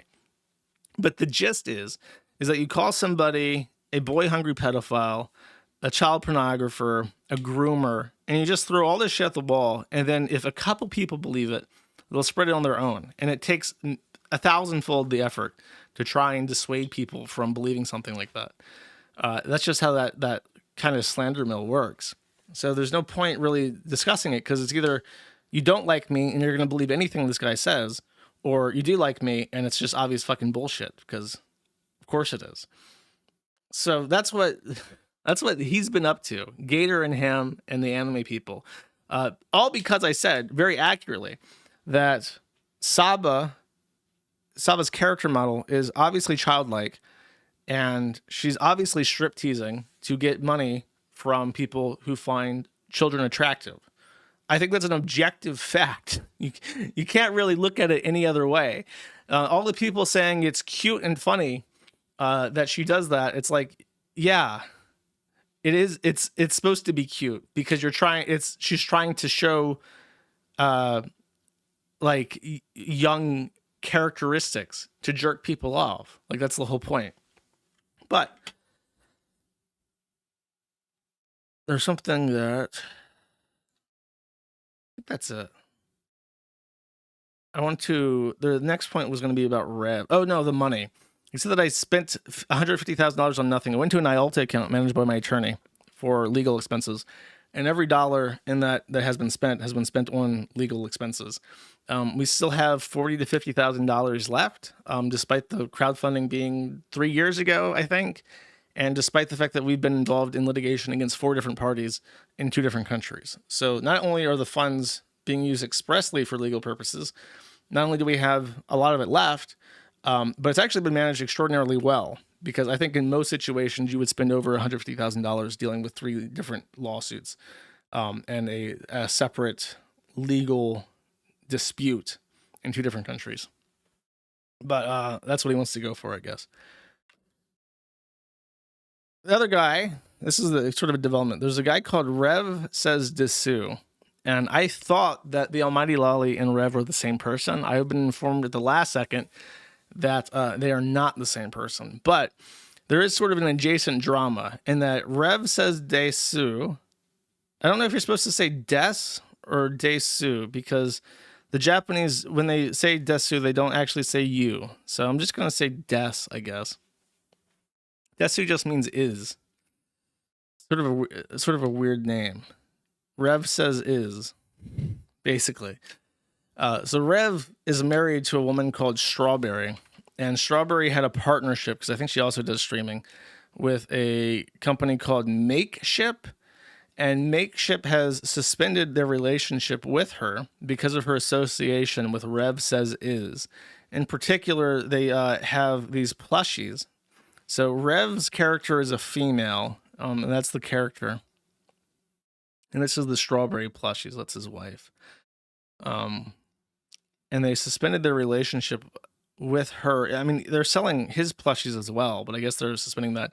Rev is vehemently pro lolicon, and so is Strawberry. Unfortunately, this is another instance, and this is what pisses me off about Gator, who I'll talk about in a second. Rev says des, and TheAlmightyLoli all do. TheAlmightyLoli in particular. Bro, your fucking name is TheAlmightyLoli. That's your name. And this guy Rev also openly defends lolicon. Like, that's a big part of his character and his politics on his stream. He has this libertarian mind about lolicon. And they both have done this thing where they're very pro lolicon. They reference lolicon memes. They openly fawn over lolicon characters that are VTubers. But then when you talk about lolicons to them or see them discuss it, they go, yeah, I defend lolicon and loli VTubers and loli in Japanese media, but people who are into lolicon should have their hard drives checked. And it's like, how you can't have that both ways. And Kersha did the exact same thing, where it's like, I'll support all these things, but I'm suspicious of people into it. And that doesn't really make any fucking sense. I can understand not being, like, my position is that there shouldn't be legislation about it because I don't trust the Congress to make a law that can handle the issue appropriately without stifling freedom of speech in the process. But, I mean, I don't understand how you can be super pro lolicon and then also suspicious of actual lolicons. But here's an example of this. Strawberry says, I don't think Christians should consume any pornography. I don't think anyone should, to be honest. She said, that being said, you can still have the opinion that lolicon isn't the same as CSAM while acknowledging that it's degeneracy. That is my current take, and I hope that helped explain things. Well, I mean, that's like a perfectly reasonable, that's my opinion. Like, I don't think that obviously it's not child pornography. There is no actual victim besides the viewer of the pornography. And I don't trust the government to regulate it effectively. But the people into it are fucking weird. And a 40-year-old man masturbating to Sama's tummy is probably attracted to children. But here's what she says just before, 4 years ago. Strawberry says, loli pussy hits different. Will I get canceled for this tweet? I hope so. These are incongruous things. How do you say lolicons are weirdos and loli pussy hits different? These are the same person, just years apart. And I understand, like, I used to publicly defend lolicon. You can find this on the forum. But I had, after my experiences with 8chan and 9chan, I realized that it is just straight up pedophiles that watch this shit. And my opinion changed because of that. What has happened between then and now to make her change her opinion? And Rev has the exact same take, and TheAlmightyLoli has the exact same take, where they have no issue with the loli pussy hits different shit, but then also decry lolicon as being degenerate. And here's Kersha, again, the exact same thing. As the brand risk being alluded to here, not only were the articles written pulled for libel, but all the sponsors who stuck with me made literal fuck tons of money.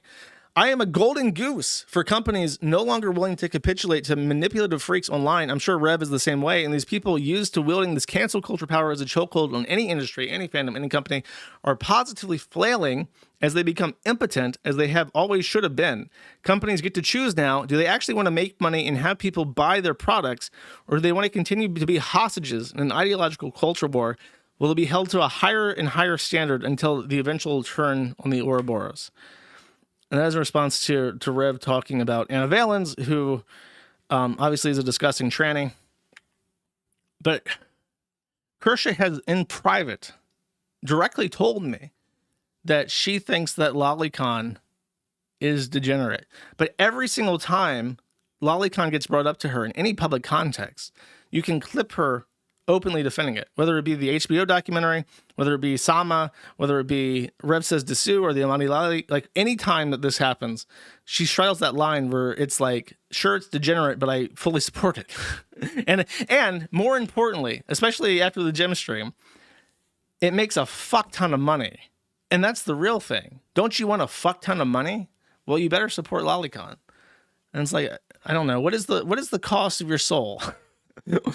How much money for your immortal soul, Kirsha? Can I buy your immortal soul? Can I put it in a jar and put it on my desk and just ping the glass every so often and flick it like a fish in an aquarium?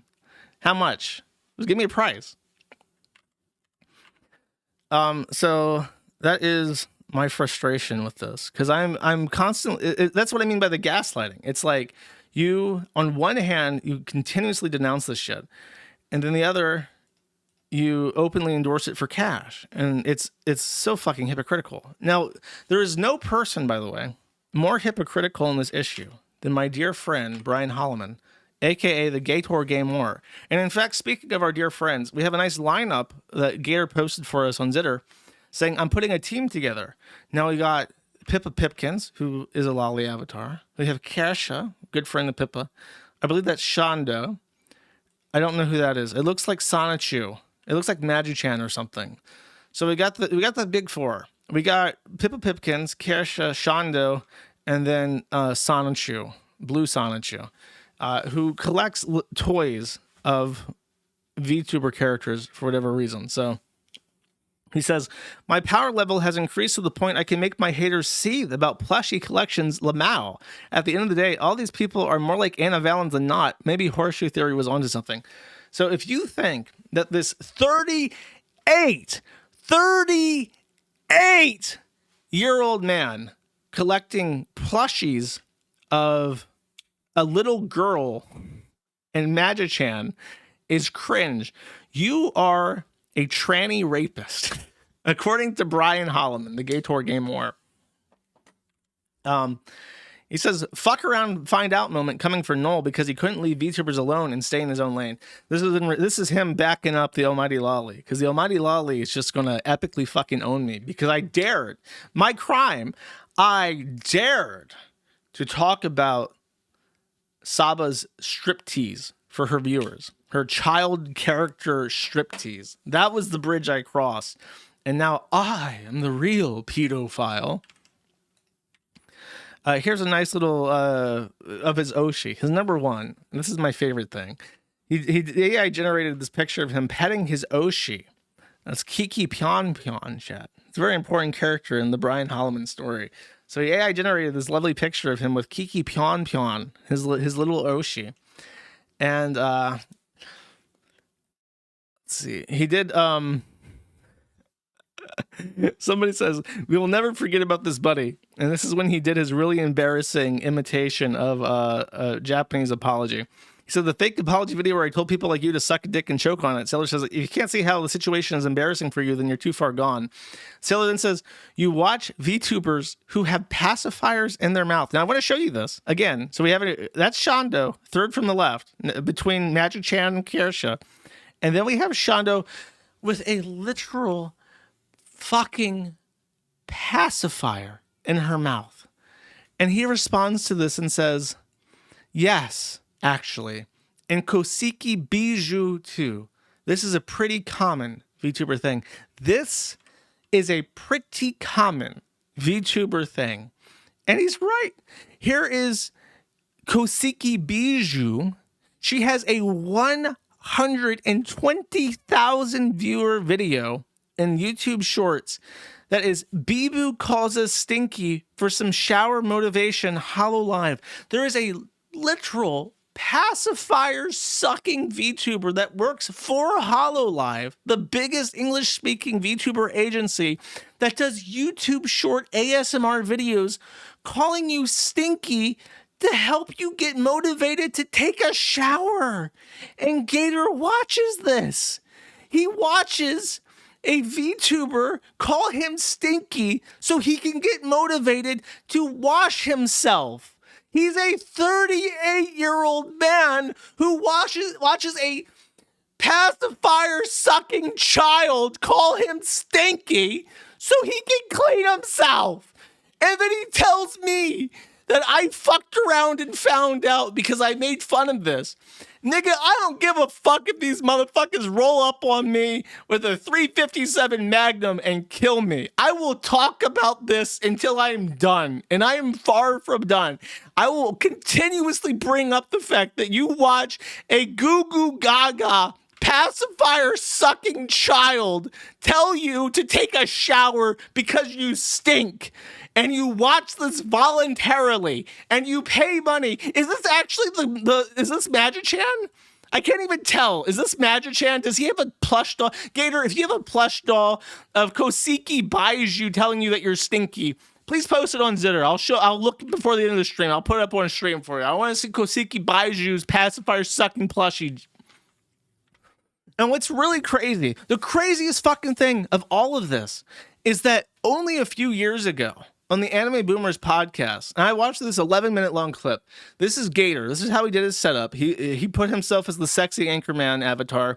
And then I actually kind of liked his setup where he had like the couch, and then it showed all the Discord avatars kind of positioned on the couch with a nice little CSS 3-dimensional rotation. It's actually a pretty decent setup for like a shitty YouTube stream. So we had a guest on. That's one of the Discord avatars on the couch, and the guest was doing an investigative report for his anime-related blog, and he was investigating Lolicon, and he had literally the exact same experience that I did, where he was looking into the Lolicon stuff, and he ended up on a Lolicon community, and on this community, he realized, or was invited to at some point, to a hidden board on the Lolicon community. And he realized that they were literal pedophiles sharing literal child pornography. They would masturbate to the little anime girls, and then they would masturbate to the little girls. And they had to make sure that you were an actual OG lolly pussy hits different type of poon hound before they invited you to the secret child pornography board. Gator interviewed a guy that did this, and he said that he gave up after that because he was like, I don't want to deal with this. He just gave up on his article after he found this out. He's like, I'm done. I don't want to talk about Lolicon anymore. And he talked to Gator about it, and Gator agreed with him vehemently and said, it is disgusting. It is degenerate. I don't support this. I don't endorse this.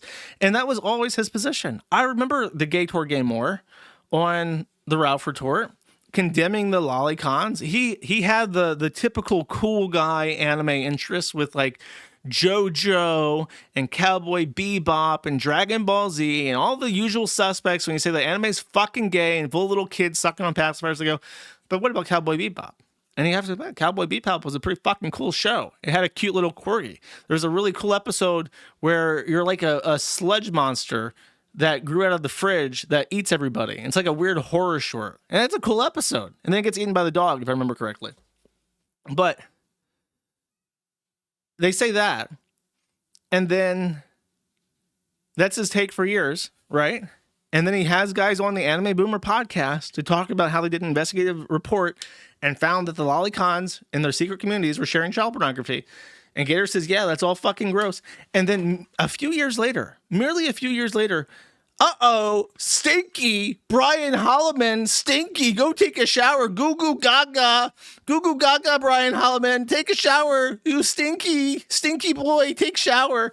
What happened? What the fuck happened? I even asked this in the thread. I'm like, is this the VTuber pipeline? Is this what happens, that you go from like, I would never watch an anime less masculine than JoJo's Bizarre Adventure to goo goo gaga, I'm stinky, Like, is that what is that? Does it only take like 4 years and VTuber consumption to get from point A to point B? I desperately want to believe that there are not hundreds of thousands of people jerking off to kids with pacifiers in their mouths. That the VTuber community is not just this. That not every anime freak is going to be masturbating to this shit and collecting plushies of children. I don't want to believe that. I want to believe in the good of humanity, chat. But how the fuck did Gator? Gator was like normal. He was like a weeb. Yeah, he was fat. He worked at Subway. May was probably the best he would have ever had. But he was like normal. Medicare was normal. What the fuck happened? I need to know. I need a government studied or funded study for $100 million to figure out what the fuck is happening that the Gator Gamer is watching Goo Goo Gaga go take a shower videos on YouTube.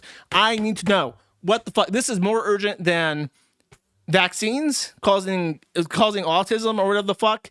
I need to know. This is a medical crisis. This is a medical fucking crisis, okay? And then, and in case you're wondering, this is the Kiki Pom Pom, different from the Koseki Baiju. Let's clear this up. This is Kiki Pom Pom. He went to go see Kiki Pom Pom in person. Let's not forget this. That's his Oshi. He says he loves her so much, and she introduced him to Hexa, and it was extremely cringe. But he went there in fucking person to meet Kiki Pom Pom. And then I found this video in June last year. It's been deleted. It's been privated. Thankfully, I'm a psychotic freak and I archive everything. So I have an archive of this video that Kiki Pom Pom tried to remove from the fucking internet. And I have a little clip for you that I want to play for you of Kiki Pom Pom, okay? Okay, lolicon, obviously tag I look for. Most stuff I like is got lolicon in it. I think it's the best tag out there probably. I put it at #1 probably in my tags. Because I am a big self-inserter. I like to self-insert a lot, and I think there's nothing better than seeing something with a loli in it. I am more of Mr. Loliconer than like a what's it called, like a toddler corner. I don't know, I know it's like weird to put that in there or to specify, but like when they look like way too young, I mean, if I'm in a certain mood, I'll really like it. And I'll self-insert, like, most of the time I'll be like, I don't know. I mostly go for the ones where they just look little, you know what I mean? But not like too little. But not like, but I don't know. They need to have no womanly features at all. Like, they can't have hips or anything. I need them to be small.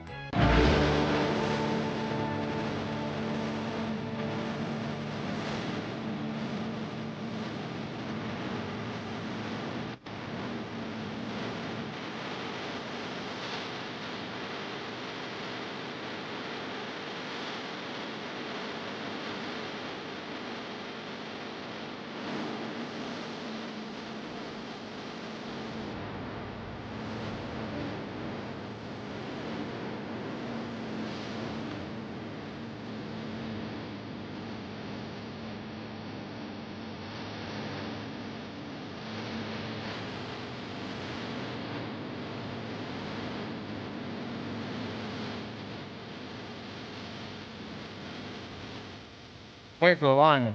There's a line coming. There it is.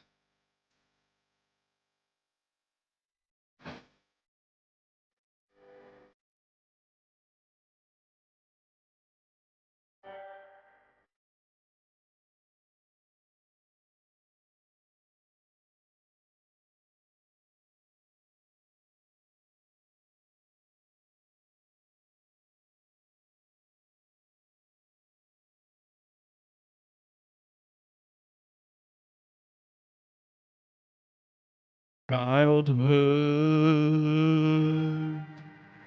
is over.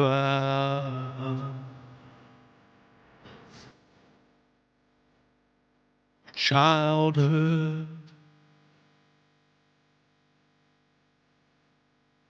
is over.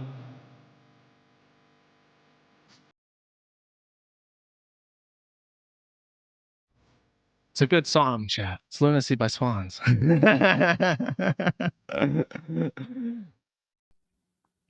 Yes, we do need an hour-long segment. I just can't fucking believe it. Because my issue is that it's so common now. It's so common to the point where if you even talk about it, you get mobbed by people saying that I'm the lunatic. I'm the lunatic because I dare notice these things. No, I'm not actually a stalker child. Well, it's kind of hard to follow that up with anything else, huh? Destiny. Destiny is sponsored by NordVPN. Destiny saw a bunch of kids dying and thought, oh, well, they're a Christian, right? Because they weren't using NordVPN. So I find it very fascinating, chat, that Destiny, sponsored by NordVPN, has said that is for some reason just used a bunch of kids drowning to death in Texas as a way to advertise NordVPN. Now, look, when I pointed this out on Zitter, I got a lot of shitty comments saying, Josh, are you supporting de-sponsoring people, attacking sponsors? That's pretty SJW of you. That's pretty hypocritical. Now, look, if NordVPN, as sponsor of Destiny, wants to sponsor Destiny, I believe that no matter what, they should be allowed to sponsor Destiny. If Destiny is sponsored by NordVPN, which I believe they are, because I mean, Destiny's done VPN sponsorships before, like with ExpressVPN, but if he's changed sponsors to NordVPN and they're his sponsor, well, then I think that they should be allowed to sponsor Destiny no matter what, regardless of if he's being accused of sexual misconduct and so on and so forth. I'm just saying, it's in poor taste, I think, to advertise your sponsor NordVPN by saying that they should have used it to avoid drowning to death. I think that's very weird. You know, I talk about advertising and the gimmicks that people are using. I talked about how AI uses weird gimmicks to advertise by writing, you know, fallacious headlines about rogue AI and stuff. I'm just saying, I find it kind of strange here, chat. Now, I hope he does keep his sponsor NordVPN, because from my understanding, that is his sponsor. And I think the thousands of people who watch my streams also believe that NordVPN is the sponsor of Stephen Bonnell II, who wrote about how NordVPN could have prevented the children from drowning to death. Isn't that right, chat? We're all on the same page here that NordVPN sponsored this post, right? That's my belief. I think it's everybody else's belief too in chat. Can we get ones in the chat if you think that NordVPN sponsored this post by Stephen Bonnell II, aka Destiny, the omni-liberal, in which he says that God killed a bunch of children because NordVPN wasn't being used? Can I get ones in the chat if you believe that? Honestly, don't press one in chat if you don't believe that for any reason whatsoever. Only press one if you think that NordVPN sponsored this post about children drowning to death. We don't need a poll. I see a flood of ones. I see literally hundreds of thousands of ones in chat. Everyone seems to be on the same page here that NordVPN sponsored this post by Stephen Bonnell II, aka Destiny, aka the omni-liberal. I'm glad we've established that. I wasn't 100% sure. I kind of believed it just because I know for sure that he was sponsored by ExpressVPN in the past. So it makes sense that he would have another VPN sponsor. But based on all the ones I see in the chat, I honestly think that this is actually sponsored by NordVPN. Happy to confirm my suspicion, and I'm glad we're all on the same page here, chat. Next. Now, Billy has been a bit chudly on Twitter. He seems to be enjoying his win quite a bit. Karl Jobst posted this video, which is very interesting. He says, the saddest albino of all time. Actually, I think that is the tweet. He says, Karl Jobst complained about one of my tweets to the bankruptcy officer. Imagine publicly attacking someone for 4 years just to privately whine like a crybaby. Jobst is seriously contender for lolcow of the year. Even iDubbbz wouldn't have done this. And then there is what appears to be either a real video thumbnail or I'm assuming a fake one, where Karl Jobst is the saddest albino of all time. And what's really fascinating is that there is a MS Paint of chudjack Billy Mitchell hanging Karl Jobst by the neck with a rope in a tree. And Karl Jobst is the ack tranny, and Billy Mitchell is the chud pulling the rope. I'm pretty sure that what happened is, I don't even actually, now that I think about it, he's probably using this image as a follow-up to make fun of the fact that his bankruptcy officer can't do anything about the fact that Karl Jobst or Billy Mitchell is making fun of him on the internet. So very interesting choice. And what I particularly find even more fascinating than the picture of Billy Mitchell hanging Karl Jobst that he attached to his post is the locale of the year line. Is the Kiwi Farms' community happenings, community organized locale of the year thing like such an event that random people like Billy Mitchell know about it? Is this really a thing? do people like just in the ether of the internet pay attention to the fucking bullshit, vote in the Kiwi Farms thread poll type thing? Honestly, if that many people are paying attention to it, I guess I should probably actually help it in some way. Maybe I can write like a dedicated awards page that people can vote through that has like a real voting system, because I feel like it needs to have a proper voting mechanism where it's like you can vote for as many people as you want, and if nobody gets more than 50%, then it proceeds to a first past the post or something like that. That's how they do it in Brazil to elect presidents, I think. I have to think about it, but I don't know if it's like such a thing that Billy Mitchell's talking about. It's like, God, maybe I should support it in some way besides just letting random people manage it every year. So I don't know. I found this particularly fascinating. Will I allow mail-in votes? Maybe. I don't know. I'll think about it. That would be funny just because. Speaking of iDubbbz, I guess that's kind of out of order. Creator Clash is canceled. The Creator Clash official Twitter account has says we've made the difficult decision to cancel Creator Clash. All existing pay-per-view ticket holders will receive automatic refunds, no actions required. While the event won't go ahead as planned, all funds raised so far will still be donated to charity, and our fundraising efforts will continue in the months ahead. Thank you all for all the fighters for their hard work and dedication, and to everyone who supported us over the years. We appreciate you. Thank you, the Creator Clash team. So, quick summary. Creator Clash 3 was underperforming. And iDubbbz, despite not putting any effort to actually promote this event through anyone whatsoever, spontaneously decided that for no reason, he would target Ethan Klein, literally the only person who had been promoting Creator Clash to anyone ever for any reason. And after that, ticket sales did not increase. So iDubbbz was beholden to actual investors who put the money up front to fund this event with the expectation that they would actually make money from the event, despite Creator Clash 2 losing like $500,000. So after the Ethan Klein content comp video, they kicked him out. He saved face and said he was stepping down, but they kicked him out and probably threatened him with a lawsuit if he didn't remove himself.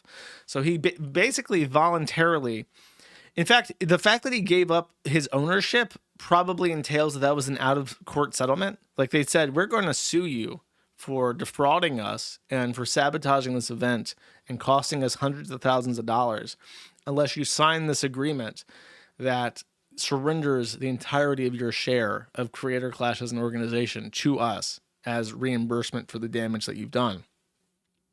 So they get that share and they start doing the bean counting, and they realize that all their fighters have left and it would be impossible for them to proceed with the event as planned in Tampa, Florida.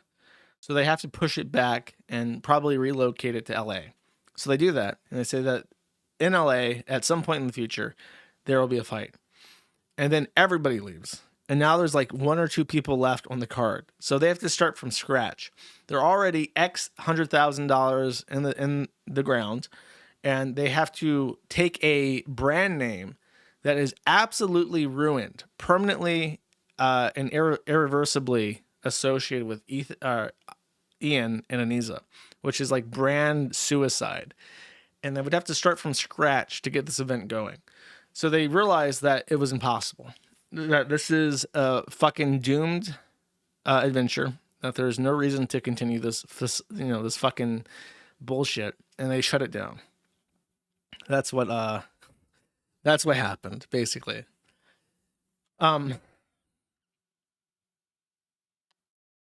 have this video. Nathan is dad, and he was during Creator Clash 1 one of the most hardcore Anissa and iDubbbz simps. He constantly defended them on Twitter. He ingratiated himself to them during Creator Clash 1. He shit talked Froggy Fresh. He basically was their slave. And then he was repaid for his diligence. He would be I think he was even the only fighter scheduled to be in all 3 events. So his loyalty was repaid in full by Ian and Anissa completely and totally fucking him over. I'm not going to tell someone what to make. Even though I don't like drama and negative content, it's not my place to do that. So I chose not to do that. At some point after the content cop video, my friend Yoda talks to me and says, all this crazy stuff's going on with Ethan from H3. Child Services is being called on him. He's getting human skulls mailed to his house. I didn't know what any of that was about, but I felt bad for him because it sounded insane. So I went to an H3 live stream and donated $20 and left a comment to try and say something positive.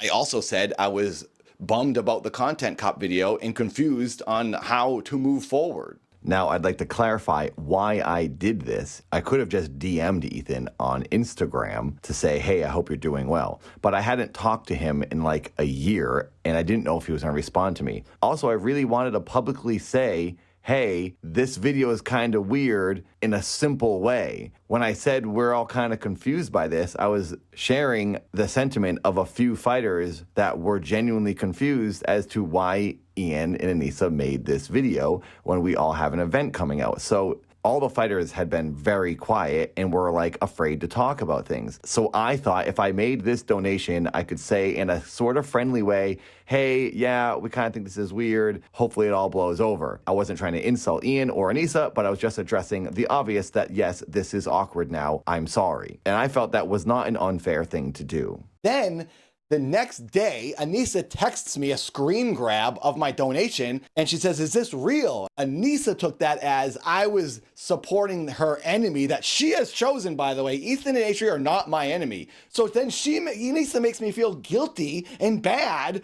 for what I thought was a nice thing. And she's like, oh, I can't believe you would do that. I'm 44 freaking years old. This is childhood, high school garbage.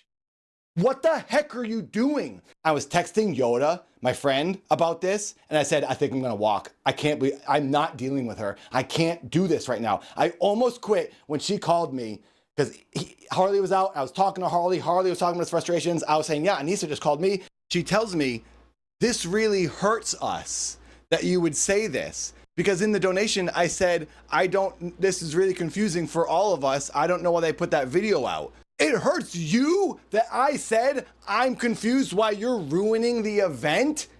What are you talking about? It hurts you more that you put your video out, not me being upset about it.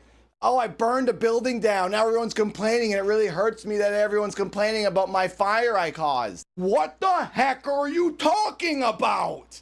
She acted surprised that I made that comment on the H3 stream when she said, but Ian told you he was making that video on the camping trip. But just because he told me he was making a dumb video doesn't mean I should just automatically be okay with it because I heard about it beforehand. I can still think it's a dumb idea to put out when you're simultaneously putting on an event that's supposed to be non-political and not tied to any drama. Now at this point... Okay, in case you're curious, I saw someone spurging in chat. I do not pause my clips every 2 seconds to make comments. I just don't do that. I've never done that. So if I have 2.5 minutes to play, I will play the full 2.5 minutes. I found this very illuminating that Anissa's, from every account, simply the worst person in the entire world, and absolutely everybody despises having to deal with her. That seems to be the common consensus. The only person in the entire world dumb enough to stick by Anissa is iDubbbz. Someone in chat even said, and I like this comment, that he got the toxic girlfriend experience and he wasn't even dating her. And it's like, that's completely true. He's not allowed to comment or laugh with this guy, and it seems to be the common thing. They all have the same exact line. Like, these guys that deal with Anissa and iDubbbz, whenever something happens, they don't get a phone call. It's like they have no communication. They have no idea what the fuck's happening. And then the moment, the fucking nanosecond that they do anything that Anissa does not like, they get a text message from one of them complaining about it. So they don't get any communication unless they do something she doesn't like. And then she is up their ass immediately, which is actually kind of remarkable. It sounds like a lot of fun. One of the things that he mentions earlier that I did not timestamp is that he's suffered physical injury preparing for this fight.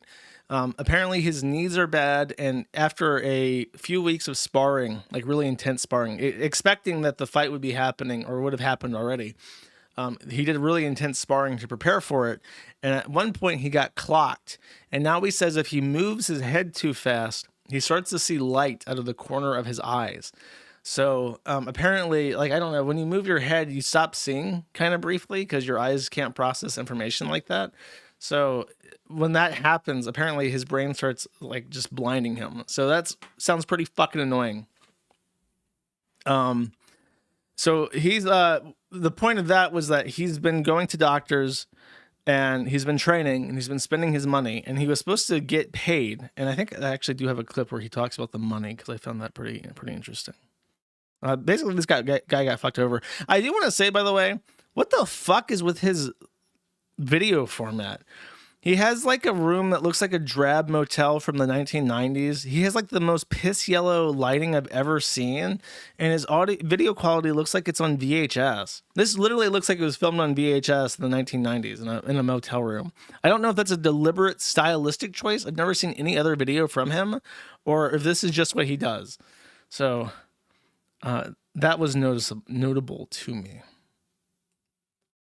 1550. In Creator Clash 3 was offered $15,000 to cover their fight training, except for LA Beast, who I guess got $7,000 additional because he said his training cost more than that.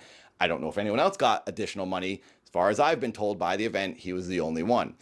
Regardless, when the event got postponed, they offered everyone an additional $10,000 as an extension to extend your training until October. A lot of people couldn't do the event now because it was getting extended. Myth dropped out, LA Beast dropped out, Freddie Wong dropped out. I didn't drop out. I thought about it. I thought, is this worth doing? And then ultimately I thought, I really want to box. I've been training for so long. I don't want to stop this, and I want the event to happen, and I really want to get in that ring a third time. Also, that $10,000 will help me out. In addition to that $10,000 extension dollars, I was going to get now a cut of Ian and Anissa's 34% that they were going to get paid. But since they've dropped out, all that money will go to the fighters. I'm thinking this is great. And on top of that, I would also potentially get a bonus check after the event sells out. They'll split up extra money with all the fighters. So I'd get 3 types of payment. I'll get that $10,000 extension and then the 2 bonus checks, we'll call them. But now that the event has been canceled, I'm not getting that extra money. I'm not getting that $10,000, even though I did some of the extra training, because the event's canceled now and it's just over and there's just no more money. And it's really messing me up, and it's really hard for me to be okay with this. That's why I'm making this stupid video, because I'm upset. It sucks. I put my heart into this. I got freaking beat hard this year, harder than I ever had. And I thought, I'm gonna do this. I'm gonna train like a freaking professional. Keep my head down, avoid this drama, and now here I am, screwed. At this point, I just started getting too worked up, so I'm now... This is what your loyalty to a prostitute and a retard has awarded you. You're out thousands of dollars, your head's all fucked up, you got achy bones, achy joints, and nothing to show for it. Literally nothing. And what's weird is that this guy has 500,000 subscribers, but I've learned from Ruben Sim that having lots of subscribers and lots of views on your videos does not necessarily translate to money. Like, you have to monetize your videos in a very specific way. in order to get a real income from YouTube, even if you have tons of viewers. So I found that fascinating. So you can tell this guy obviously got completely fucked over. Somebody in chat was saying like he doesn't feel bad for him at all because he sucks. But my point was not that you should feel bad for this guy.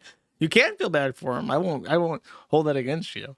I'm just saying that this is what absolute and total dedication and loyalty to Anissa Jamha and Ian Jamha has awarded him.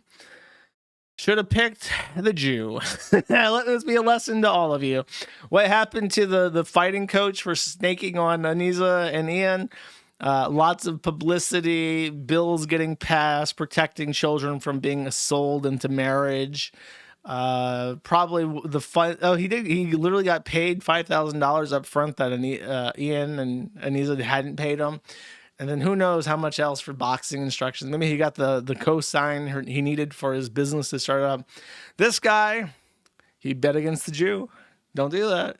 Don't bet against the Jew. Now you're just out money and your head's all fucked up, brother. Jews rock. That's right. They sure do. Let's see, what's these? Oh, this was Anissa's response, by the way. Okay, I'm just going to come out and clear something up. Ian won't be happy I'm doing this, but I think we need more transparency. But you needed transparency for like the last 3 years for this event. Ticket sales were abysmal before the content cop. Promotion wasn't going how we had hoped. Charity wasn't getting the numbers we wanted. We were promised a lot of things. A lot of things did not happen. I take responsibility for trying to do it again. We shouldn't have, but I think we made the best out of the situation. The charity got $225,000, and a lot of that was due to the buzz around Hassan supporting the charity. Charity got money. The fighters got paid. Things didn't work out. The content cop wasn't some sudden turning point. The interest in Creator Clash 3 was low. So she, number one, lies. The fighters did not get paid. Things did not work out. That is correct. But this also shows that Anissa was the impetus behind the content cop, where she was like, husband, Creator Clash is a financial failure. I'll never be a cool kid now. You have to make a content cop on H3. Then iDub says, but H3 is the only person supporting our fucking failed business venture. Husband, I want to be cool to Hassan Piker. And so the bullshit content cop was made. Really nothing I did not expect, but I'm very happy that I did not have to talk about Ian and Anissa for a while. I hope that they suffer and languish in obscurity because they both are awful, rancid, terrible, tortured people, and their mere existence is a blight on everybody around them. Next, Ode to Joy. I forget the name of the... this is the European Union Citizens Initiative for the Stop Killing Games, which has passed 1.3 million signatures. So it had gotten over the finish line last stream, and in that time it has accrued another 300,000 signatures, which is in the margin, is over the margin even that Ross from Accursed Farms was hoping to get, because he was afraid that once the European Union starts asking countries to validate the signatories, that many of them would be wiped out for being fraudulent. So he was hoping to get many, many more signatures, and 1.3 million is more than what he was originally asking for. He is still asking people to sign and get people to sign because he wants that margin as high as possible, because he doesn't really know how many will be removed. But this is over his original goal. It's not voting, it's a petition. It's a petition. Somebody needs to tell Pirate Software. I think Pirate Software is not having a good time. It's almost unbelievable to me how Jason has not managed to deal with this correctly at all. Because he's a part of that night media, right? The same night media that like Asmongold and Kersha are members of. And I think Shondo as well. So he should have access. Like, what is he a part of this organization for? If not to help with situations like this. Like, why would you join a personality union like Night Media? Or I don't know what the fuck it's called. I don't know if it's Mythic or Night or whatever. I didn't know he worked for Blizzard. Well, so what's the point? Because you would think what would happen is you're a big public figure. You make lots of money from being a public figure. You join this group. They just make and sell merchandise. Is that it? Okay. That would make a lot of sense if it was just a merchandising thing. But I don't know. I've always heard the conspiracy that they were covering for each other. And that might be a thing where they just don't talk bad about other people in their Discord where they are like a part of each other's groups and shit. But you would expect that if you join a media group like this, they would help with PR. And I cannot think of anybody who more desperately needs a PR team, like not even just like a PR person, but like a whole fucking team of people to help this idiot stop burying himself alive. Because he continues to make statements about how all 1.3 million people who have signed this petition are like a hate mob. They're trying to destroy him. It's like zombies. Like he's extremely like dehumanizing to people, and he completely fails to understand why people are upset. And he just thinks like, if I just stream business as usual and ban everybody in my chat, everybody will forget about this. And it's like, I don't need like a PR team to figure out how to deal with this. Like the fact is like he showed no humility to his situation at all. The fact that 1.3 million people signed this petition, and many of them just out of spite because of how fucking stupid he is, like has not humbled him in any way, shape, or form. And I feel like he could have somebody said that Europeans deserve to be dehumanized. That made me laugh. He could have diffused a lot of this by just being like, look, I understand people are very passionate about this. I said a lot of stuff that was really mean to Ross. You know, I was being performative for my audience, and I didn't mean for him to take it personally. Sometimes as a streamer, you just forget that things that you say are heard by other people that aren't your friends and your viewers. And, you know, I hope they get what they want, and I'm wrong about its negative impacts. Like that's just a little bit. Just a little bit of humility, chat. You just can't do it. I feel like that's a perfectly reasonable statement because it admits no wrong. You know, you can still have your principled stance against government regulation and admit that you were a dickhead to this guy and that a bunch of people thought that you were a dickhead to this guy. And when 800,000 people think that you're a fucking dickhead, you probably are. You probably did act like a dickhead. But I don't know, man. This is just what happens when you're a Nepo baby. When you grow up the son of a millionaire, and you will always have a path to success in your life. You can get a job at your favorite video game company, and you can instantly obtain hundreds of thousands of viewers by exploiting the algorithm that you have privileged access to.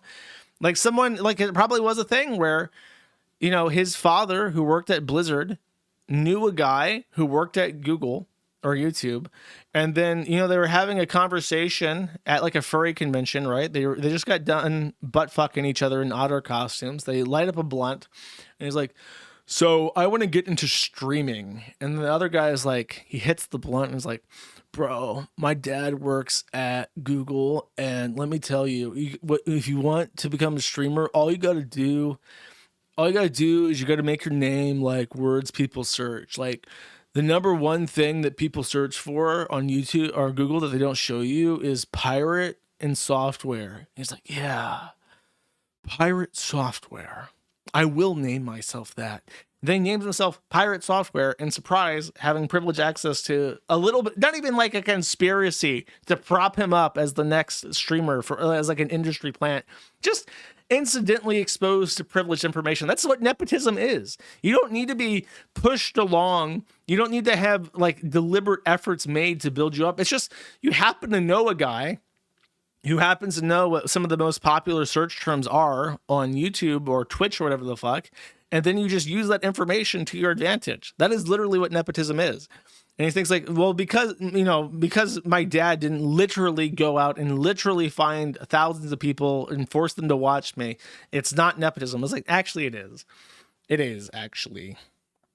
And then he's never had any challenge. He's never been told no. No, you can't do that. No, you can't smoke that weed. No, you can't make your voice sound extra fucking fake and gay. No, you can't get butt fucked in an otter costume. No, you can't call yourself Pirate Software as the most pro IP industry stooge that has ever fucking lived. No, you can't do that. He's never been told that. So now 800,000 people are telling him, no, you're a fucking dickhead. And he's just like, wow, there sure is a hate mob. Okay, buddy. Your grandfather invented the vending machine. I believe that. That sounds true. Do you have any insider knowledge about vending machines? Is there like a button I can press to get free Ruffles from a vending machine? I need share your nepotistic insider information about vending machines. There's a secret code. Oh my god. We're going to learn the code to the vending machine.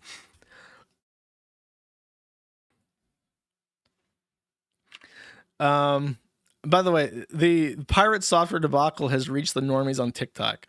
If you're only listening, this is a video of Pirate Software in his bed, seething and crying. And outside, there is a very happy Ross with a note that he would like to show, a petition that he would like to show Pirate Software.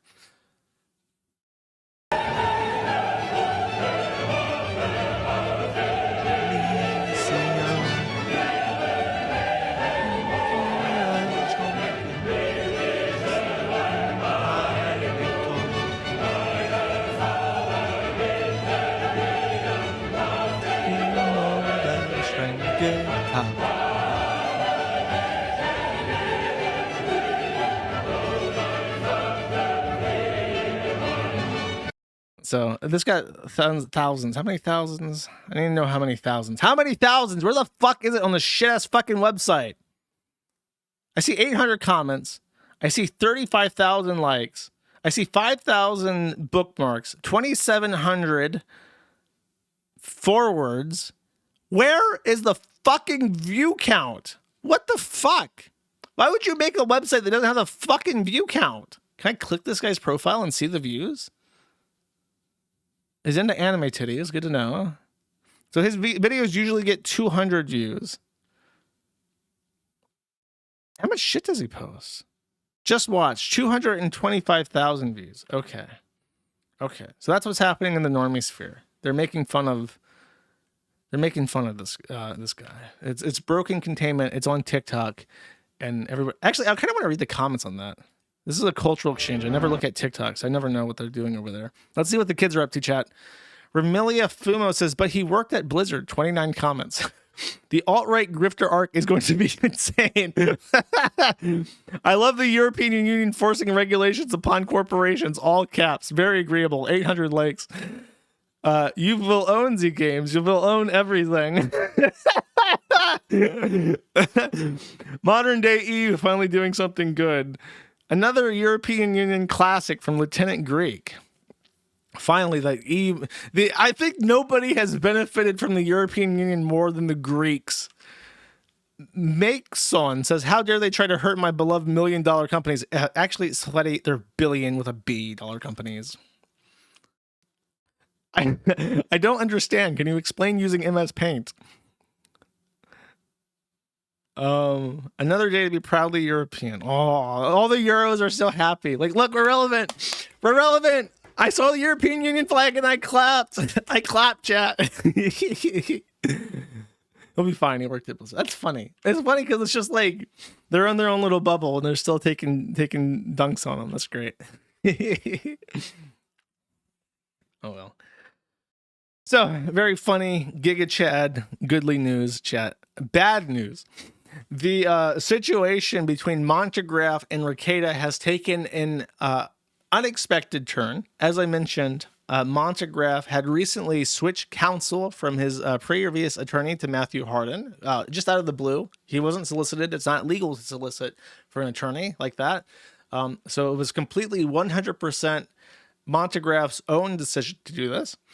And a couple weeks after switching counsel abruptly, he has apparently, and I only know this because of the publicly available documents, he has apparently voluntarily dismissed his own lawsuit. The reasons for this are unknown to everybody. Just out of the blue, Montegraph, after years of suing Rekieta for calling him a pedophile over and over and over and over again, has just randomly dropped the lawsuit. Nobody knows why. So, another win for Nick Rekieta. We have total Baldo victory. I need like a Baldo theme song where it's like every time something happens that benefits Nick, I can play it. I need like a Carpenter Brute, like industrial, like kind of song. Hold on, what do I think? There's a video that I'm precisely thinking of.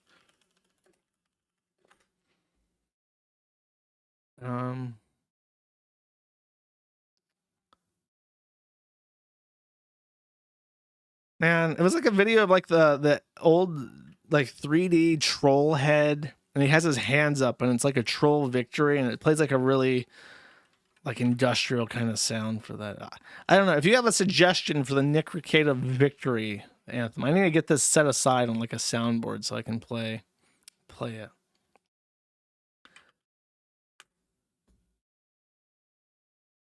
No, I'm never gonna find this. Dude, if I search like troll victory on YouTube, I just get fucking shorts. Like that's the only thing that YouTube shows me now. They're really pushing fucking shorts. It's such a classic meme. Panzermensch. Maybe. I don't know. Sad. I'm usually so good at coming up with music off the top of my head, but not right now. It's just such a such a negative thing, obviously. I'm completely devastated by it. Oh well, I will come back to the next stream. I will have my total, because obviously Baldo's just going to keep winning. He's going to stack those wins high. I'm sure that Aaron Imholt's going to get fucking executed by the state before next week. So I'll have plenty of time to find a theme song for Nick Rekieta's continuous wins, chat. Next. It's time. I always like to put Nick Rekieta and BossmanJack together because they hate each other for some reason and they spurg at each other, and I have to constantly delete posts from each other, like drive-by shitting up each other's threads. BossmanJack is back on crack, and Black don't crack, but they want their money back, chat. That is my official poem that I've come up on the spot for this update. He's definitely on drugs again. His fingies is black with soot, showing that he's probably getting butane lighters and lighting up crackarooski crack rock pipes. However, unlike prior situations in the past, which is a redundant statement, BossmanJack does not have a casino sponsor. So what would happen in the past is Bossman would gamble, and he would usually get like $1,000 a day, at least, to gamble with. And the idea was that the casinos would give him free money, knowing that he will give back 100% of that money, plus his own viewers' money into the casino. And then the viewers, if, at least one person who's like a gambling addict switches over, that's thousands of dollars of income for the casino. So it's very good to have that publicity. Bossman has lost all of his sponsors. He has burned through every shady internet casino that he can think of. And it has inhibited his ability to buy crack rock, because in the past he would simply withdraw a little bit of his daily give me that money and he would buy crack rock with that. It is the understanding of the thread, based off information that he has given sparsely, that he is $20,000 in debt. And there was a stream, which I'm not going to play all of it. It's like 11 minutes long, the clip, but I won't play that. You can, just to sum it up, because I don't want to play it. He's in a panic. He sits down. Maybe I will just play like a minute of it. Can I get like a good part where he's like properly freaking the fuck out? Wait, let me, I downloaded this clip. So I can just, yeah, there we go. Okay, I downloaded it so I can just scan through it. Let's see the part. So I'm gonna get to like near the end where he's like properly freaking the fuck out. So he comes back. So prior to this, when he leaves, it's because there are people downstairs and you can hear it. So he comes back upstairs and he's yelling downstairs, and he literally has like a black crack dealer in his living room asking for him for that fucking money he owes him. So he sits back down, and I'll play that 1.5, but I think this is the part where he's like in a proper full-blown panic. Come on, guys. Please, bro. Thank you very much, Dill. Did I even get you back yesterday? I fucking forgot, bro. I'm not sure. I think I tried to hit you up or something. No, I didn't. I don't think I did. Oh, okay. I got you today, bro. I got you in like probably a little while, but 6 hours, bro. My bad. My bad. Took you the extra though. Let's wait till he gets that gamba up, because you can start to, as he plays it, you can hear how upset he is. He's just rapidly checking to see the Ethereum settling in his account. My belief is that I think he gets like $50. I can't even tell. It says 0. That's not what I want. Okay, so he gets $100 in Ethereum, and he probably owes Derek Christmas or whoever downstairs, let's say through $500, right? So this is his actual mindset.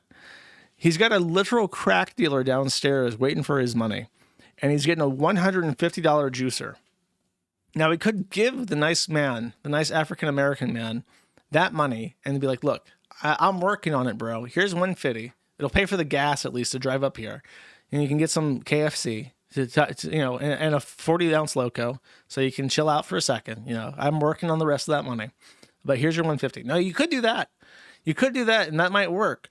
Or if you're thinking smart, you can double check that money that the crack dealer literally downstairs at that exact moment is waiting for. Just do a little quick gamba sesh, double check it a couple times, and see if we can get money to spare so we can get our own 40 loco and KFC. Come on, guys, please. I need this. I need this. I need this. Come on, guys. Come on. Come on, guys. Come on. Come on, guys. Come on, dude. Come on, dude. Please, please, please. No, dude. No, dude. No, dude. No, dude. No, dude. Come on, dude. Come on, dude. Dude, oh my God. I fucking hate my life, bro. I fucking hate my life, bro. I fucking hate my life, dude. But somebody let me 100 for 200, please, bro. I fucking hate my life, dude. Please. He literally just got like 150, lost it in a matter of fucking seconds. Like that's at 6:41. The money settles in his account at 6:15. He gets that money, 150, and he loses it in 30 seconds. And then literally within seconds, mere actual seconds of losing that money, he's asking for another juicer. And he's saying that he needs a loan of $200.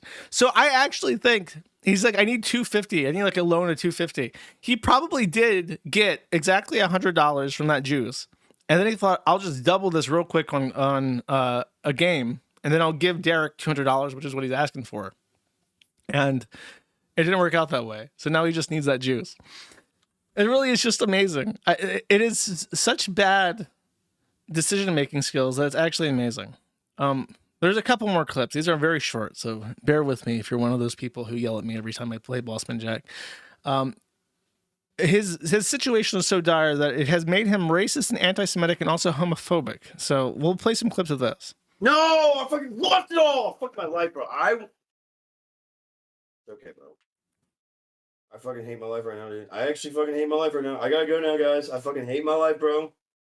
I fucking hate my life. I should have fucking done something with that money, bro. I should have done something with that money. I fucking lost it all. Gave it all back to the fucking scammers again, bro. Fucking great, bro. Thank you. Thank you. Come again, fucking asshole scammers. Rigged Jewish people. Oh, I shouldn't say that, but. Anyway. Sorry. Maybe Bossman is the brain they use for Grok. Because this is very timely. Hey, man. That'd be fucking great, bro. That's what they are, bro. They fucking are that. They are that, though. They have so much money, bro. And continue to fucking not let people win. It's ridiculous, bro. They're fucking so greedy. They can never get enough, bro. Fucking weird fucking faggots, bro. Fag bags. Just saying. Fag bags is a very recent Bossmanism. And it makes me wonder if Crackarooski Crack Rock is the source of all the Bossman-isms. Like, does everything that he say, like, damn that pussy nice and fuck your mom, is this a crack-inspired thought? Because he seems to be coming up with new ones. Fucking Jack. Don't say the word. Dewish, fucking Dewish motherfuckers. Dewish. With a D, Mountain Dewing motherfuckers, bro. Dewish motherfuckers. Fuck yeah, bro. What do you mean? Listening to too much Kanye. I'm part Dewish too. What do you mean, bro? I'm greedy as shit, bro. Oh my God, I did not watch that clip all the way through. That is awesome. Yeah, I'm part Jewish. I'm greedy.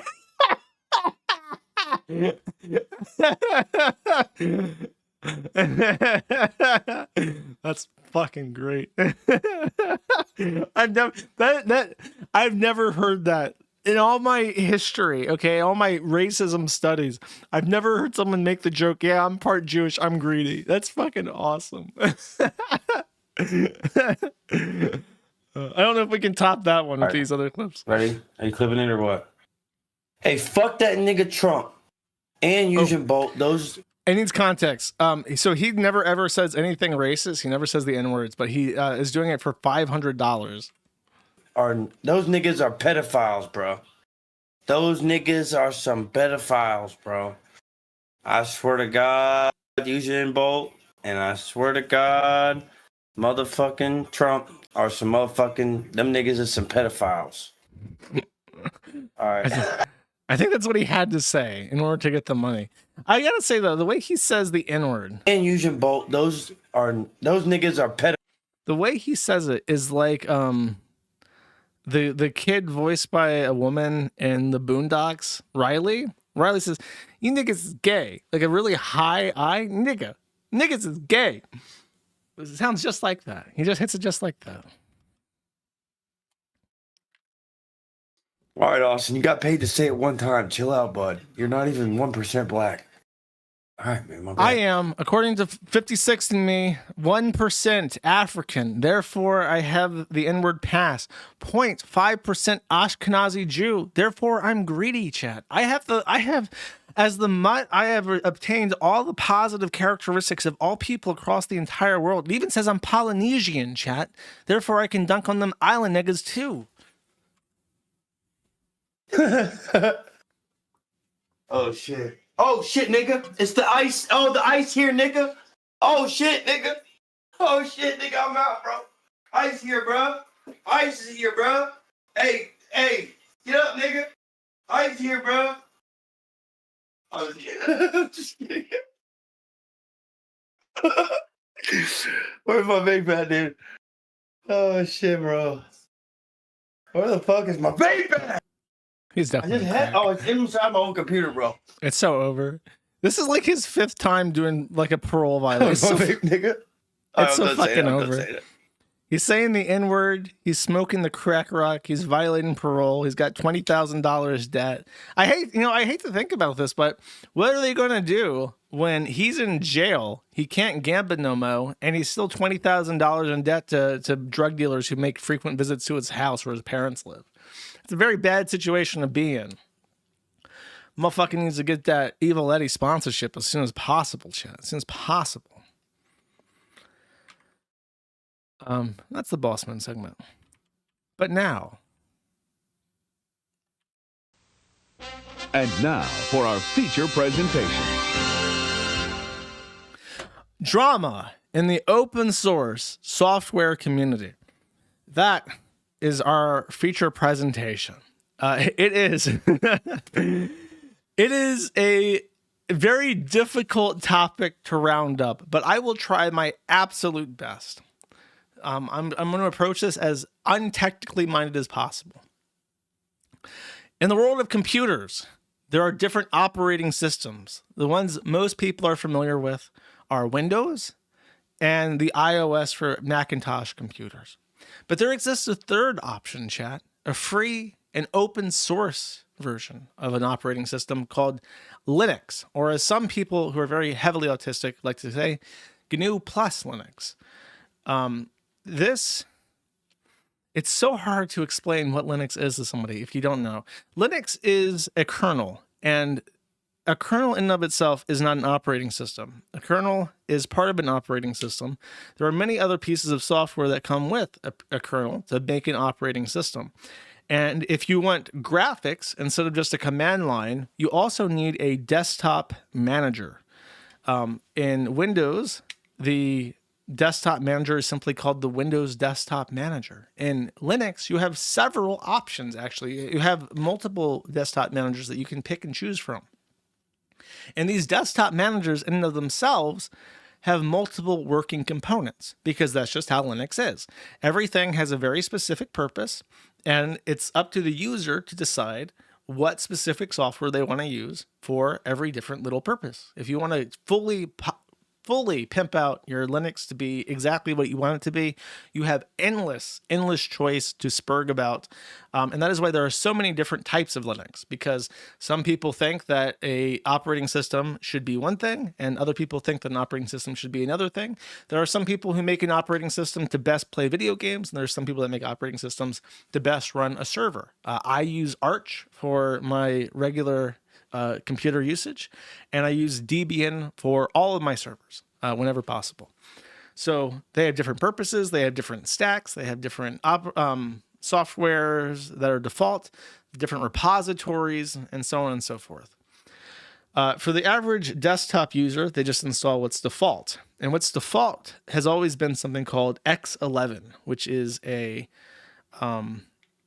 API used by applications to render a window. So if you look at your browser right now, that's a window, and that browser communicates with either your iOS or your Linux or your Windows through a series of API calls, which show how big it is and how it moves around and so on and so forth. And how it renders, and it basically just communicates with the operating system. Like, for instance, with UE scaling. If you are on a 4K monitor, you probably have your UE scaling at 200%, and those API calls tell the software, this person is browsing at 4K with 200% UE scaling. Do whatever you need to do to make that look right for the user. Now, that has always been X11. However, the powers that be in the open source software community want to replace X11 with something called Wayland. And this, as always, with certain changes, has not been 100% successful. There was a big change in the past where they wanted to switch to System Citadel. I don't know how to pronounce that. System CTL. And they eventually won, but there was a big kerfuffle about that because basically System Citadel did way too much. I said that Linux is usually very small packages. System CTL was very monolithic and does a lot of stuff. So some people did not like that. They lost. System CTL did take over. And now they're trying to rewrite X11 to be a part of something called Wayland. And not everybody is super pleased about that, in particular because Wayland is managed by a, I want to say it's even managed directly by Canonical, which is a for-profit company that also manages Ubuntu. Correct me if I'm wrong. System D, sorry, correct. System D. But the command line is System CTL. So that's why I thought of that. Anyways, so they want to replace the software basically. And whenever you change anything, autists don't always like it. They're very resistant to change. So when Wayland was starting to make their debut and things are switching over to it, for instance, on Arch, when you have KDE Plasma, which is what I use, Wayland is what it uses by default instead of X11, which is more common with other distros. So the people that didn't like it included a guy named, and I haven't written down, Enrico Weigelt, I believe is how you would pronounce that. It's spelled Weigelt. Enrico Weigelt, I think. He forks X11 to be X Libra.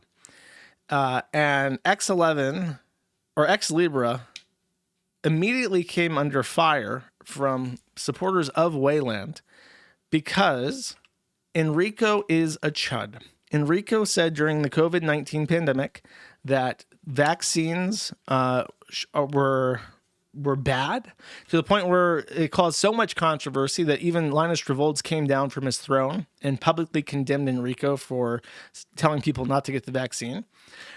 Enrico also came out against DEI as a concept, which all the trannies in open source software unanimously approve of. And he also doesn't agree with codes of conduct.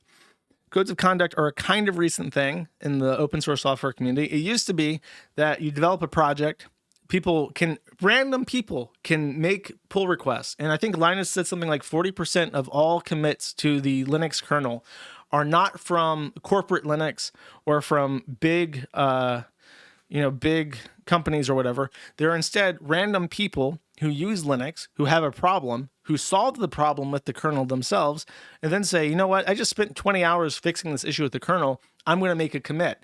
And then the commit might be one line of code. But Linus says that that's the majority of these commits. So all these commits come together and they make little changes. And it used to just be that that's how it was. And you didn't have to think about it too much. And if people committed a good change to the kernel or to your project, you would just accept it because it's open source software. Times have changed. And now not only must you submit a good commit, you must also submit a good commit goodly and be a good person. So if you are a good coder making good commits, but you're chudly, that violates the cock. And then the cock comes down on you, and your commitments to the project and the code that you want to submit are all thrown into question, and they will simply stop taking your code and stop allowing you to participate in their project because you are banished by the cock.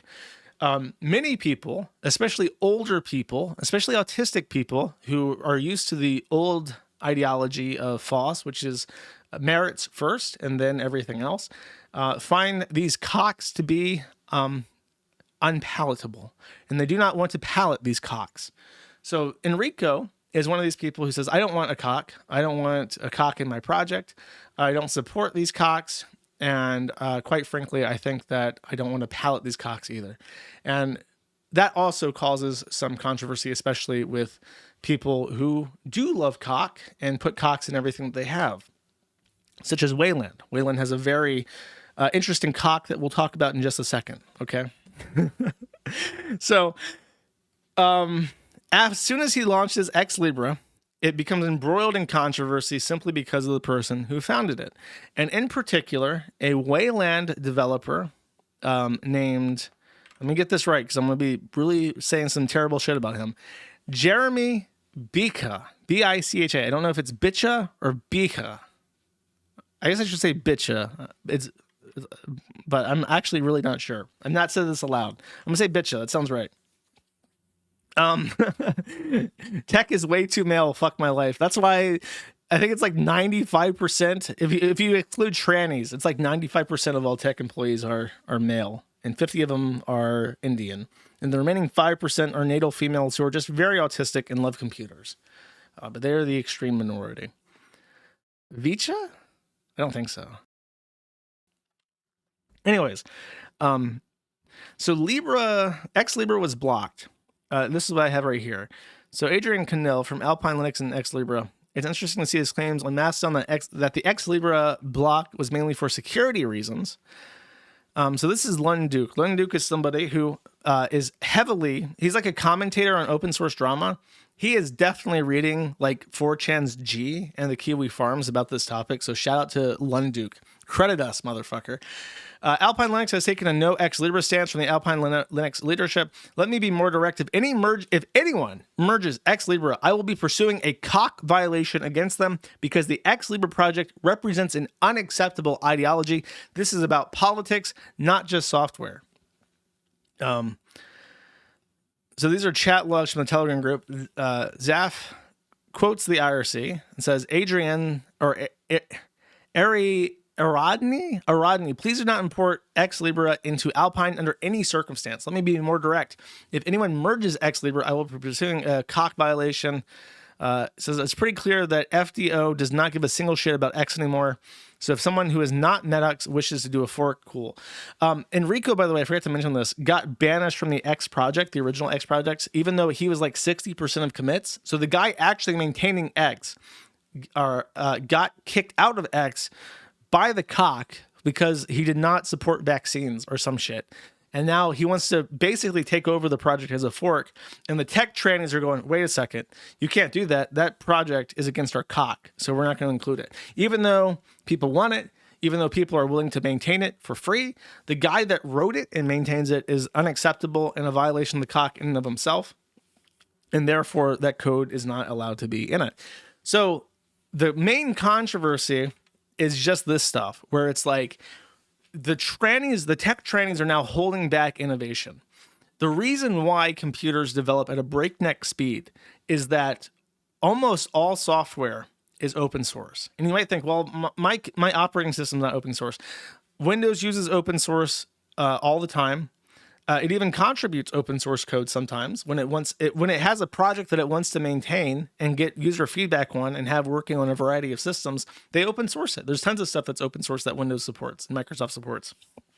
Apple uses Unix code from way back when. I knew a developer who was in the Philippines when I worked with Frederick von 8chan. One of our friends from Race Queen, which is the company that owned 8chan. He was a core developer for Postgres, which is a really cool database system, and Infinity Next was going to use PGSQL, and it was very convenient having one of the core developers for Postgres be somebody that we know.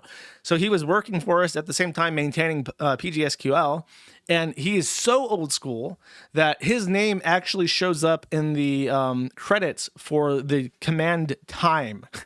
He was like so old school, he wrote the Unix utility systems for time way back when, to the point where if you do time in an Apple computer to this day, his name shows up in it. So that's how fucking old school this guy is.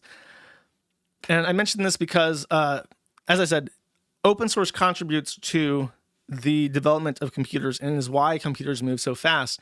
And even Android is open source. It's a fork of Linux. And most recently is artificial intelligence. Why is artificial intelligence developing so fast?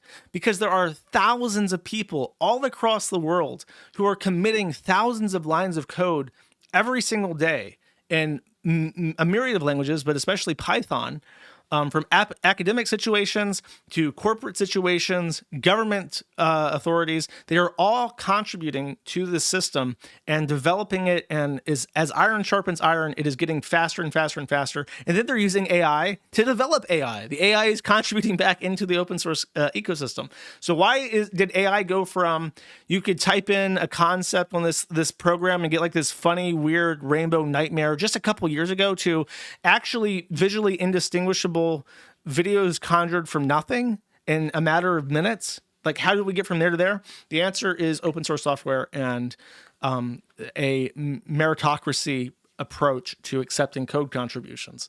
And that's why it's extremely important that when trannies start doing shit like this, you have to call it out for the gay bullshit that it is, because they are literally standing in the way of things progressing, literally obstructing progress. And if we are up against China and China is doing the open source software thing, and we're letting tech trannies wave the cock around to fuck with people who are just trying to improve things, literally just trying to rewrite stuff and improve stuff so that everybody has a better desktop experience, that is antithetical to progress, and that is an actual threat to our national security, because we are holding ourselves back when other countries do not do that. In particular, quote erat demonstrandum, there is a company called Canonical that manages Ubuntu, and they have actual employees that they pay to maintain things, including a guy called Jeremy Bicha, I think is how you say his name. He had a little SPAC attack, as Spurgs do, when he heard about these evil heckin' Nazi chuds and their evil heckin' Nazi project Ex Libra. So he literally, despite being an adult man, defaced their wiki, saying that the project was a Nazi club. So this grown man, who is a paid professional open source software contributor, defaced a wiki of a rival project to call everybody there a Nazi. And as a morally principled person, he also signed a petition to have Richard Stallman, I made fun of AI ethics in the past, but Stallman is like an actual autistic savant. He is very obviously not all put together correctly, but he is a absolute moralist when it comes to the open source software concept and the meritocracy I just discussed. And his foundation, the Free Software Foundation, is responsible for writing the legal licenses that almost all free software is published under. The Free Software Foundation has done immeasurable good for the totality of humanity. And Richard Stallman has always managed this position that he had very well. But he is autistic, which means that he sometimes says retarded shit. And one of the things that he said that pissed a lot of people off is that he said one of the witnesses against Epstein was not credible. And I think he had said something about teen girls in the past or something. And so they came after him really hard. And I give him a pass with this because he is an autistic savant and they're just weird. And we deal with a lot of weird people. In tech, we deal with trannies, we deal with Pajeets, we deal with people that think that Epstein witnesses are not credible. Because what matters is the code. What does not matter is people's politics. And if I'm going to say that this person should be allowed to contribute code when he doesn't like vaccines, I should also be allowed to say that Richard Stallman should be able to keep his position when he says stupid shit about Epstein. Or even this guy should keep his position even if he's a fucking weird tranny chaser. And Canonical seems to have a lopsided approach to this. Chuds, they don't get to keep their jobs. They don't get to submit code. They don't get to write projects. They will deal with the cock, the very strong and thick cock that they have written. But their employee, Jeremy Bicha, he's a convicted pedophile. Look at this face. Does this look like the face of a pedophile? It is. It is a pedophile. He is convicted of child rape. And not just child rape, really awful child rape. Like the worst you can imagine. And I will read some quotes in a second. This guy raped his own sisters and allegedly also had sexual contact with other teen girls some time ago. This is in the distant past, but he was convicted of it and is a sex offender. Canonical, Ubuntu, this was brought to their attention. This is the guy that defaced the wiki and left shitty comments on their Git repository about how they're Nazis. Canonical actually responded to Lunduke, who I mentioned before, inquiring about this. And this was their response as to why they have hired a pedophile. We regret the remarks made by Jeremy Bicha on the ex-Libra GitHub wiki, and while he chose to use his Canonical email account, we would like to confirm in this instance he was not acting for or on behalf of the company, but speaking as an individual. Our company code of conduct is clear. We do not tolerate personal attacks, name-calling, or derogatory behavior. They did not use a Oxford comma, which irritates me. We conduct background checks for employees who perform sensitive functions, such as those who access customer networks or information, as well as those due to attend the sites of our clients per agreements made. Our general background check process, provided through a specialist supplier, screens for, to the extent promoted by local laws, felonies or misdemeanor convictions that would prevent an individual from being trusted, e.g., bribery, fraud, violation of security laws, computer-related crimes, employment-based convictions, unspent convictions, convictions not shared at point of application, and hire. At the time of hire, Jeremy had served his sentence and made full disclosure of his record. So they clarify, yes, he openly disclosed to us that he was a convicted child rapist, but he had already served his sentence, and we only care about white-collar crimes that endanger our business actions. So, therefore, we can assume that they have a very, very broad meritocracy approach to things. We will hire literal child molesters if they submit good code, which I guess all things being fair, I guess you just have to tolerate that, right? Well, what they say is we take any breach to our code of conduct seriously. Rest assured, we have robust internal processes to address matters and is being thoroughly investigated. So let's get this straight. This is the peak of tranniocracy, which is antithetical to meritocracy. The code of conduct explicitly prevents personal attacks, name-calling, or derogatory behavior, which I guess would include vaccine hesitation, right? It does not include child rape. So when you live under tranniocracy, doxing, not okay. Child rape, okay. And that's it. That's the rule set that they've written in action. And I find it absolutely unconscionable. You either accept things from absolutely everybody and wash your hands of their personal behavior, or you have a very rigorously tested moral code of conduct that we all have to live under. You can't have it both ways. You can't just say, we'll accept code from child molesters, but if you say anything that we find offensive, we'll ban you, which is our current situation. Now, I would like to anger you even more. Let's get a good look at his face again. This is the convicted pedophile. Imagine this face when I say these next things, right? Actually, Let's get a little bit creative here. Okay, this is Jeremy Bicha. Throw this on the screen. Oh, I sure can. So put him right here in the corner. Yeah, buddy. And then so this is his state sex offender registry, if I believe so. Which seems to, okay, there we go. Okay, so this is him. Release subject registration 1984, 5. Does it say 5.07 inches? That mean 5'7" or like a fraction of an inch? Sexual battery by juvenile victim under 12, Florida statute, 2 counts, guilty, convicted, and Manatee, Florida. So let's take a nice little picture here, and just crop this out real quick. Canonical employee.png is what I want to call this, right? Okay. And then I'll take that. And then I'll put that under his name right here. So just so we know who we're talking about here. Okay.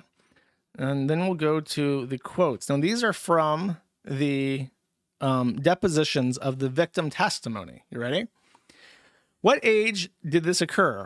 From the ages of 7 to about 12.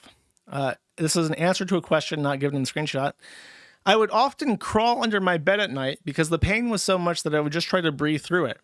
Even just being able to urinate, to pee, was almost impossible because it burned and it hurt so bad. So the only way, and this was obviously not when he was, like after he was done touching me that particular day, I would take like an ice cold washcloth or something and kind of stim the pain enough so that I could pee. It was basically just like raw meat down there, and he did it so frequently. Here we have more. Among the things he did to me were incredibly painful. For example, when he will touch my breast, he did what's known as a kid's game known as an Indian sunburn. So basically, you will take someone's arm and you twist it into 2 different directions at the same time, and you'll do so until the person calls mercy. You know, it tears the skin. It's incredibly painful. And so he would take my breasts and he would twist them in 2 separate directions at the same time. And if I tried to say no, and if I tried to fight, he would twist it harder. And that pain would last even into the night after he was done touching me. He also digitally, this is a very unusual use of the term, especially in the context of the internet, but they're referring to the digits on your hands. He would also digitally rape me with both his fingers and with objects. So, you know, both anally and vaginally. He was very, very rough. His nails would cut me. Sometimes there was bleeding. It was just absolutely agonizingly painful. So this guy is a canonical employee. He apparently served his sentence. I'm not sure what he got for that, but he is now walking among us as a registered sex offender, despite doing the things that I just read to you. Among other things, there's a full account of everything, but those are just the screen. Actually, molested 1 sister as young as 6, assaulted at least 4 girls in all, would rape his sisters until their vaginas were raw and painful, would force his sisters to jerk him off, would lock his sister in a room until he jerked off onto her, would repeatedly hold his sister down and twist her breasts until they were sore for hours, would shove objects up his sister both vaginally and anally, including things that were with painful edges, was so rough with his sister that his fingernails would cut her until she was bleeding, once threatened his sister to never tell anyone and cut her chest with a knife and left a permanent scar. Do you know why this came out? Why their testimony was heard? They stepped forward years after the fact. I think they were all adults at this point and testified against him because he got married and had a child, and they did not want him around a child because they knew that he was a child sex offender and would target girls as young as 6. So his sisters, after being intimidated into silence for a decade, eventually came out with him against him, only because he procreated and had a daughter, and they didn't want him to have access to a daughter. So that is Jeremy C. Bicha, a canonical employee who contributes to Wayland and Ubuntu, and who really doesn't like heckin' chuds. This guy really thinks that if you are vaccine hesitant, you should never be allowed to work again. And I know that seems rough. I know it seems rough that some people should never be allowed to work again or even contribute code for free. But when you're talking about chuds, when you're talking about people who are literally Nazi fascists and can seriously hurt somebody, you have to take a strong stance. And you have to say, hey, buddy, I know, you're just trying to feed yourself and you're just trying to contribute to this ecosystem, but we have to take a hard stance against people like you because you're a danger to people. You're a danger to people with your terrible fascist ideology. That's what he says. So We live under these people, and they write the cocks that are forced upon us, chat. We are all victims of Jeremy C. Bicha's cock. And I am so utterly fucking sick of it. I'm sick of these fucking people, and I'm sick of the shitty fucking things they do. And I'm sick of them literally stymieing the progress of our society by arbitrarily saying that, no, you're not good enough to write shit for free. You're not good enough. So that is the end of the pedophile segments for this stream. I promise. I'm so full of hate. I'm so full of hate. I just wanted to host an internet drama forum.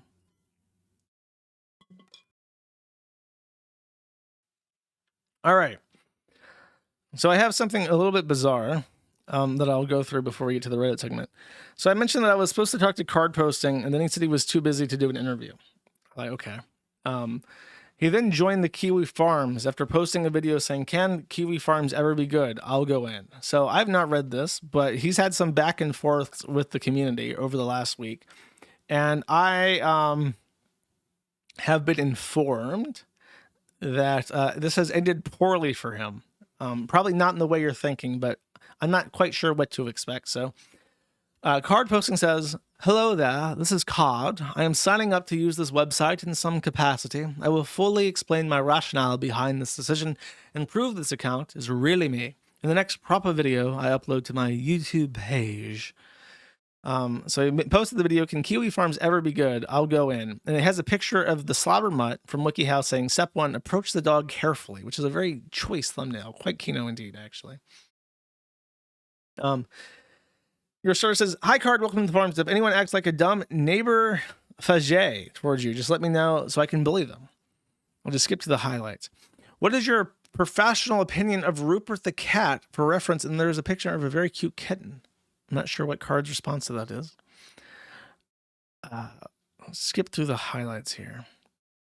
"No better hide the secret MLP board before Card Posting finds out." That's not any worse than the public VTuber board, I assure you. Hacker X says, "Welcome to the Ciabatta zone. You think someone like you would be disliked here by every known metric. That doesn't seem to be the case. I can only speak for myself, but the vibe I'm getting is people appreciate how you're inarguably and authentically you." It's kind of gay. Don't suck no ass. Okay, he says, "Hello everyone. I'm sure you've realized I'm here and most likely saw my most recent video. Well, it's true. I've been interested in seeing firsthand for myself what Kiwi Farms is like and seeing if there are any redeeming qualities whatsoever, contrary to the mainstream perception of it as an unambiguously evil doxing site. Further, I may end up using the site in some capacity as I work towards putting together something of an expose on Jason Thorhall, even Card Posting, getting in on dunking on pirate software. You'd love to see it, folks. As I believe has unfortunately been made necessary by recent events, he feels the call. He sees the card signal up in the sky. He's like, yeah, all these YouTubers with 1 million subscribers that have called him out, they need me. They need me to... It's like the straw that breaks the camel's back. Once the Card Posting video comes out, it's over for this motherfucker. I didn't come here to get into a big argument, although I may be open to answering some central questions. Furthermore, Josh Woman never got back to me after my response to his original email with him concerning finding a time to a hypothetical chat. He sent me a message saying that he was too busy. I didn't follow up with it because that was his message. That was his response. I didn't realize that my response was expected. Oh, his pirate software and Postal 2. Oh, it was the video of pirate software. He posted the Kiwi Farms video of pirate software getting blown to fucking pieces by a shotgun in Postal 2. And then it's surprised that he got a fucking violation for that. Like, yeah, there's a reason why I didn't post that on Twitter. That's pretty extreme. They're literally shooting him. Like, I understand it's in good favor, but yeah.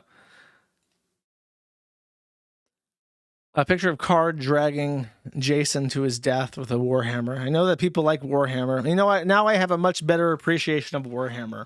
I always kind of lumped Warhammer into anime shit, but now I see that Warhammer as a Western medium is literally infinitely better than anime in every conceivable fashion. I can't stand this faggot. With a very small handful of exceptions, Australians who put on American accents are the worst. Karl, Jobst, Sydney Watson, card posting, all of them can go die in a fire. That's very mean. I've just uploaded the recording of a live stream where I talked more about my motive in looking into the QB farms, my plan for a Jason video, and primarily responding to the comments people left here about me in a few days. Let's get to it. Picture of Pirate Software being hanged by card posting with his butt cheeks as the mechanism to pull the rope. Very fascinating. Archive of his channel. Here's a hypothetical idea I'd like to throw around to anyone who doesn't like Jason Thor Hall. I'll post here rather than on YouTube just in case. I'm hoping that there are big fans of the JTH Drama Hog. Carry this idea back to them. In the official Pirate Software Discord, there's a bunch of channels hidden from regular public view. One of these is essentially a coordinated report button abuse chat room, lorded over by Hall himself. Oh. Oh. No access for that. So it's a hidden channel, and someone linked the hidden channel message like, hey guys, report this video of Pirate Software getting blown to fucking pieces by a shotgun in Postal 2. And then they're like, whoa, buddy, don't talk about that in public. You have to keep that to the special secret channel where we mass report videos. So he's done an exposure here. I will even postmark this because this is important stuff here, chat. Okay. People reported this post, by the way, because he was asking for people like to coordinate to like put bounties out and information by him, and guys are like, that's kind of gay. Do your own work. No trolling plans. Autistic internet shit will never amount to real world consequences for anyone with a spine. Get threatened online is a meme. Get defamed online is a meme. Debanking is a meme for 99% of people. And a modicum of self-sufficiency is the cure to the 1% affected by it. If anything, you seem like the painfully naive one. Your entire worldview seems to stem from a fear of what other people might do to you. You conceive of yourself as merely something to be acted upon by others. Well, buddy, when you can't make any money, you're a little bit fucked. You seem like the type of person content to pay rent. So he owns his shed. He doesn't pay rent for the shed. He owns it outright. That's why he lives in a shed, because that's what he afforded. I see. I can respect that. Even if the banking was orders of magnitude more likely to happen to any given person than it really is, being denied the ability to maintain a bank account does not mean being entirely cut off from economic life. It effectively is that. If you think otherwise, you've already lost, and your loss is entirely self-inflicted. Enough self-sufficiency, work ethic, and disregard for the opinions of others will, in practice, shield you from all the worst consequences the corporate powers that be can ever throw at you under capitalism. I disagree. I feel like I'm pretty self-sufficient, and I work pretty hard to keep my site up, but I am still profoundly negatively impacted by not being able to process credit cards. And then people did not respond positively to that and said, it's impressive how quickly you've thrown away the goodwill users have shown towards you. Please continue to double down. Insane locale behavior, dude.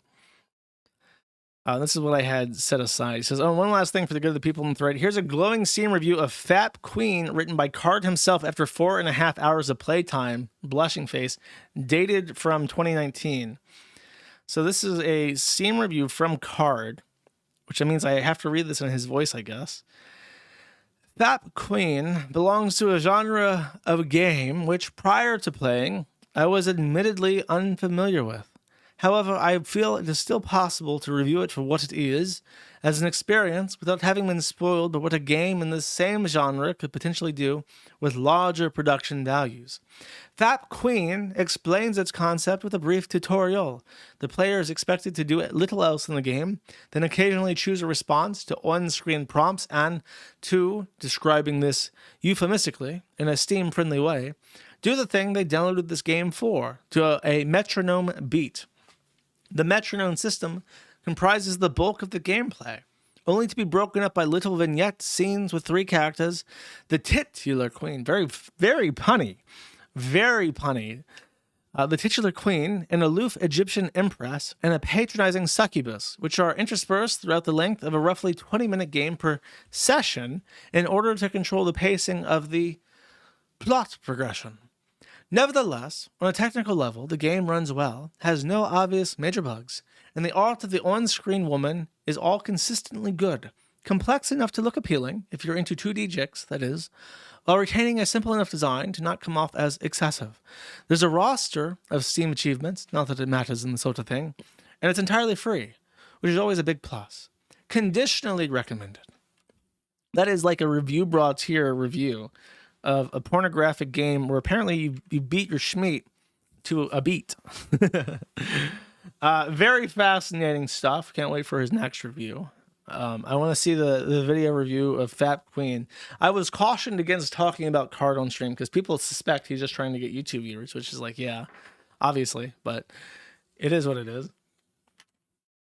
So that's what Card's up to. He doesn't believe in debanking and believes that if you just decouple yourself enough from capitalism, you can enjoy free games like Fat Queen. And then this guy, Bondo Bob, posted this, and this is a little bit weird, but I will read this. I can't tell if it's a joke or if I'm playing into somebody's fetish, but it's so strange I will read it. It's called Kitchen Cells, and he posted 2 screenshots from Kitchen Cells, and I'll just read you what they post. You gay wizard cat in our kitchen cell says, the tortillas I made are so fucking pathetic. I couldn't even get the right corn flour or shrimp. I can't do anything right. I'm a pathetic tranny faggot addicted to masturbating and no woman will ever love me. And then there was a picture of a taco and it doesn't look that bad. So I wouldn't become suicidal over it. And the next one says, from another Wolfwood, decided to get into meal prepping and made 7 days of the most dog shit pasta I've ever tasted. Now I have to come home from my horrible minimum wage job every day and sit down and force feed myself this slop like a good little slave. I'm 24 years old and I've never kissed a girl.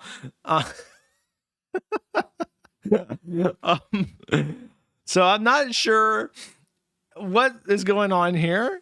It's definitely interesting. Actually, let me pull it up and see if I can find something else myself. Our kitchen cells.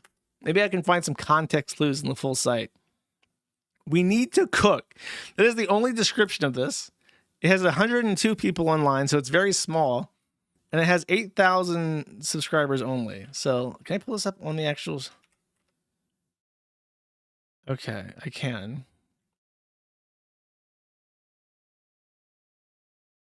I tried making rice, but all I did was burn it and waste my time, just like I've wasted away my last 2 years in college acting like a pathetic retard. This is 150 upvotes.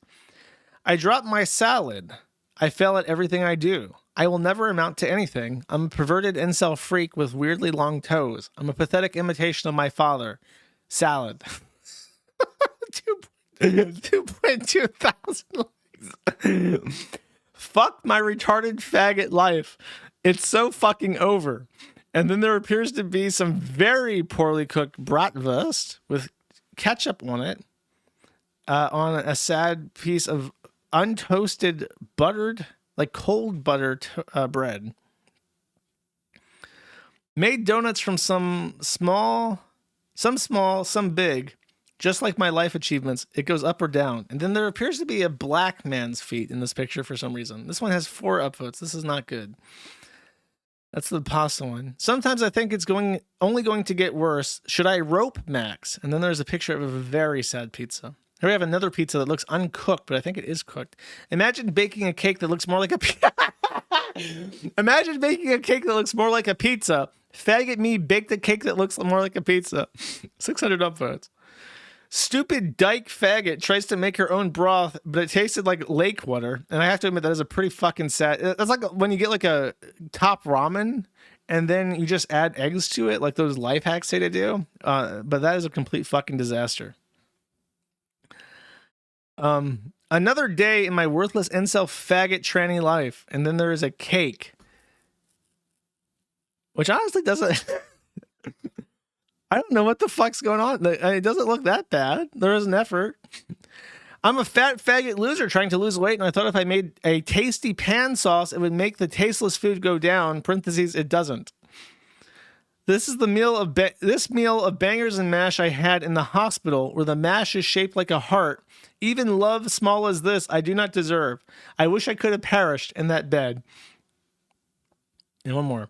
Buddha achieved enlightenment under a fig tree. Though I had a literal palace to run back to, I achieved suicidal ideation and substance abuse problems under humming fluorescent bulbs through Walmart's parking lot remains always open to be loitered.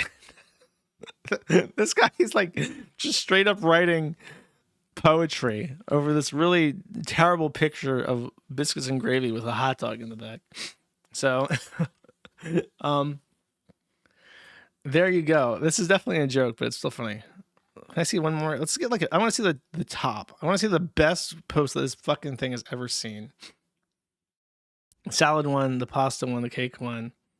Okay, the hot dogs.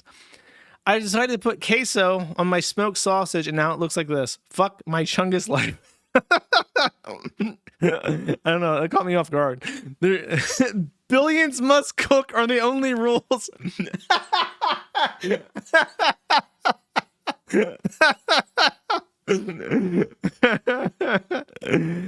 Okay, that's funny.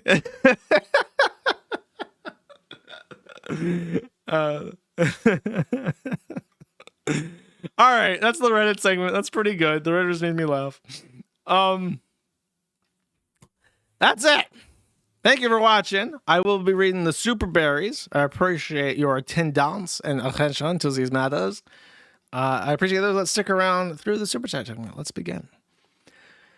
Kurt Eichenwald, anime masturbator for 10, says, Glorious Kiwi Emperor, it's here, it's hype, the anime of the season, nay, anime of the year. Gachia Kuta, there was no action in the first episode, but I have high hopes for episode 2. Make sure to check out my first impressions, only available in your inbox. I do not listen to those. I've already told you those. Indians are stinky. Nice name. For 5 says, going to be listening well at the gym today. Hope you're doing well with your weight loss. Going to be cool to see you on C-SPAN in a fancy suit someday, looking slim and trim, talking to Congress. I fell off the wagon, but I'm back on it. I weighed in today, and in total, I am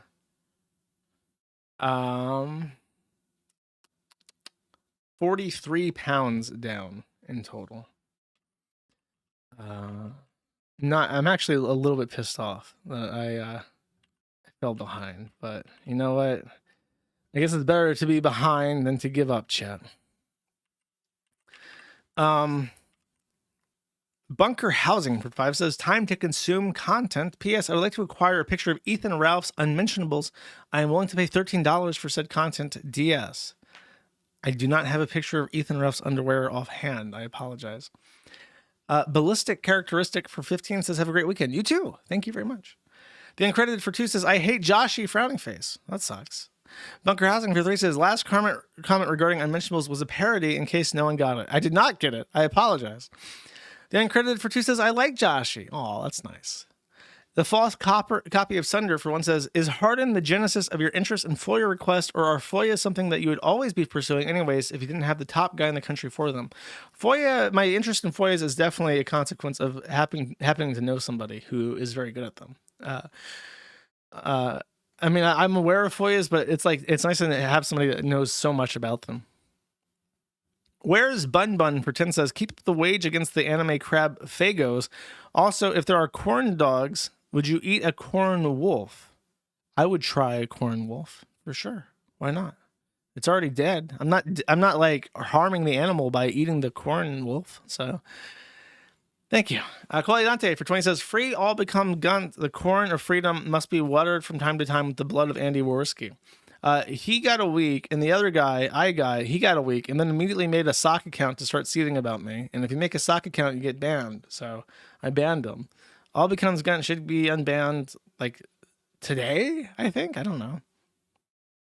Breadwash for 5 says, I watched clips of Silence of the Lambs today. I ended up getting a video montage of people's reacting to Hannibal's escape. There's a fucking Indian's face in the corner of the Make It Transformative. Good idea. Good thinking. Coley Dante for 20 says, Asimov's fourth law, do not rape humans unless not raping would cause a human to come to harm. I don't think so. I don't think that's true. Thank you. Prep Boy Rick for 10 says, Josh Asimov's 3 rules of robotics, TTD, TND, and TPD. That alone would solve a lot of problems. Thanks for the best show on the internet, as always, Overlord. Thank you very much. I appreciate it. That does sound pretty good. It sounds pretty accurate. You know, it's just attached. The fourth law is that no troon is a human, and that also does the same thing. Porklack for one says, Will Stancil looks like that Smash Bros. Player who fucked his mom.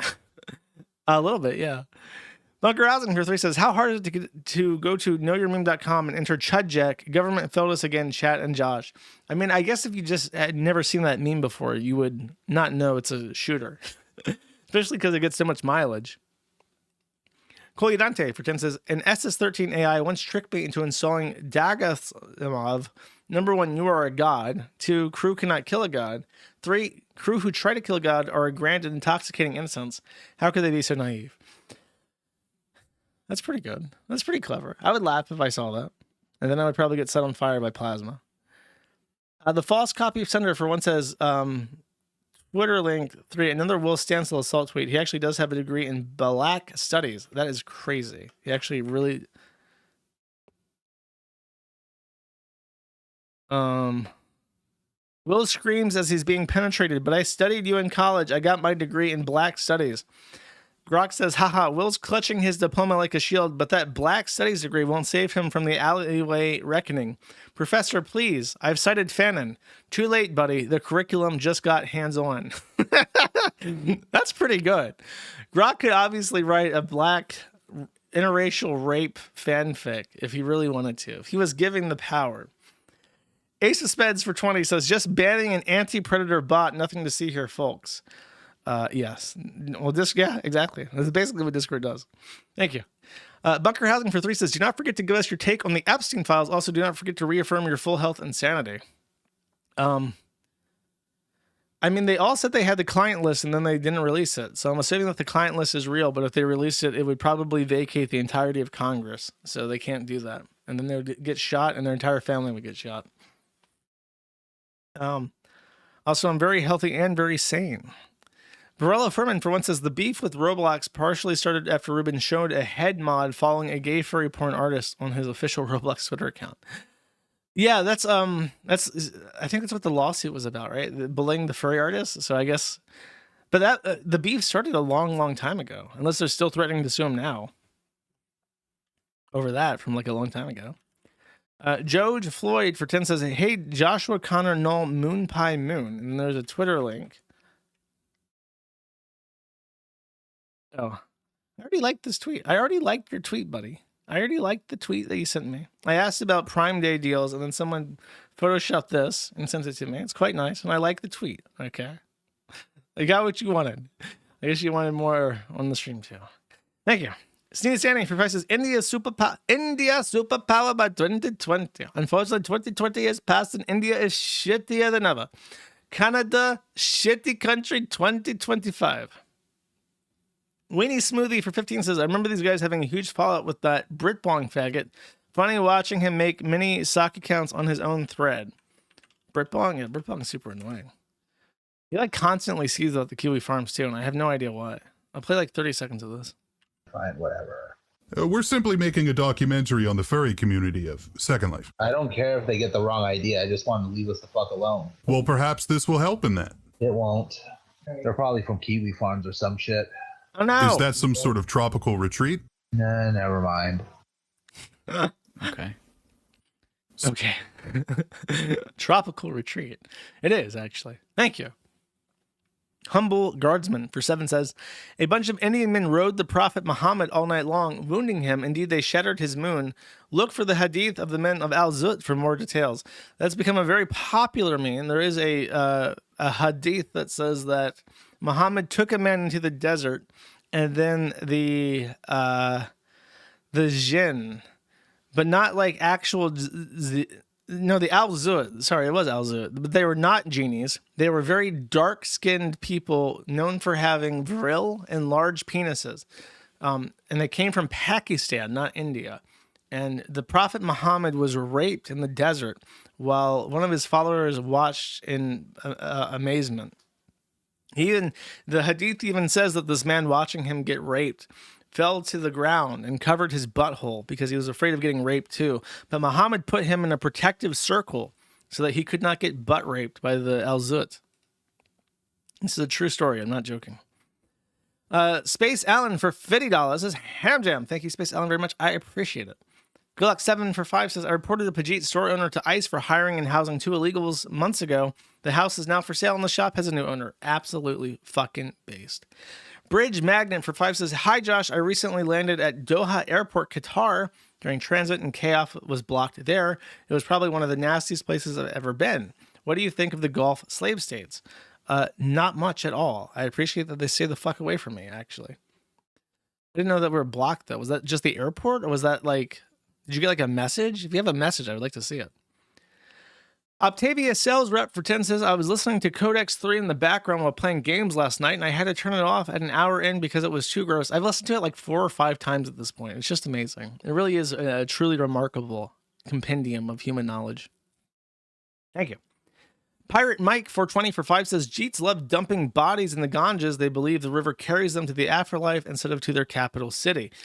Instead of to the dogs in the capital city who then eat the corpses of those bodies. So if you are a Jeet, your life cycle ends in the bowels of a stray animal. Sucks to be a Jeet. Bunker Housing for 5 says, graping of Nanjing killed more people than Hiroshima bombing. Luckily for the Japanese, Johnny Somali is very uneducated. Yeah, the Japanese war crimes are pretty fucking horrific, and they all got away with it too, because they got occupied by the U.S., and we were like, look, if you guys become our friends and give us all your biological... So I should have phrased that joke differently. Listen, guys, if you just become our friend, and if you guys embrace democracy and embrace... what's the word? When you're not like a state Shinto, if you just respect different religions... And if you also give us all your notes on the biochemical weapons you developed on Chinese infants, if we just do those things, like democracy, we will not prosecute you all for war crimes like we did the Germans. And that's the true history of Japan. Umpty Madoo for 10 says YouTube link. Oh boy.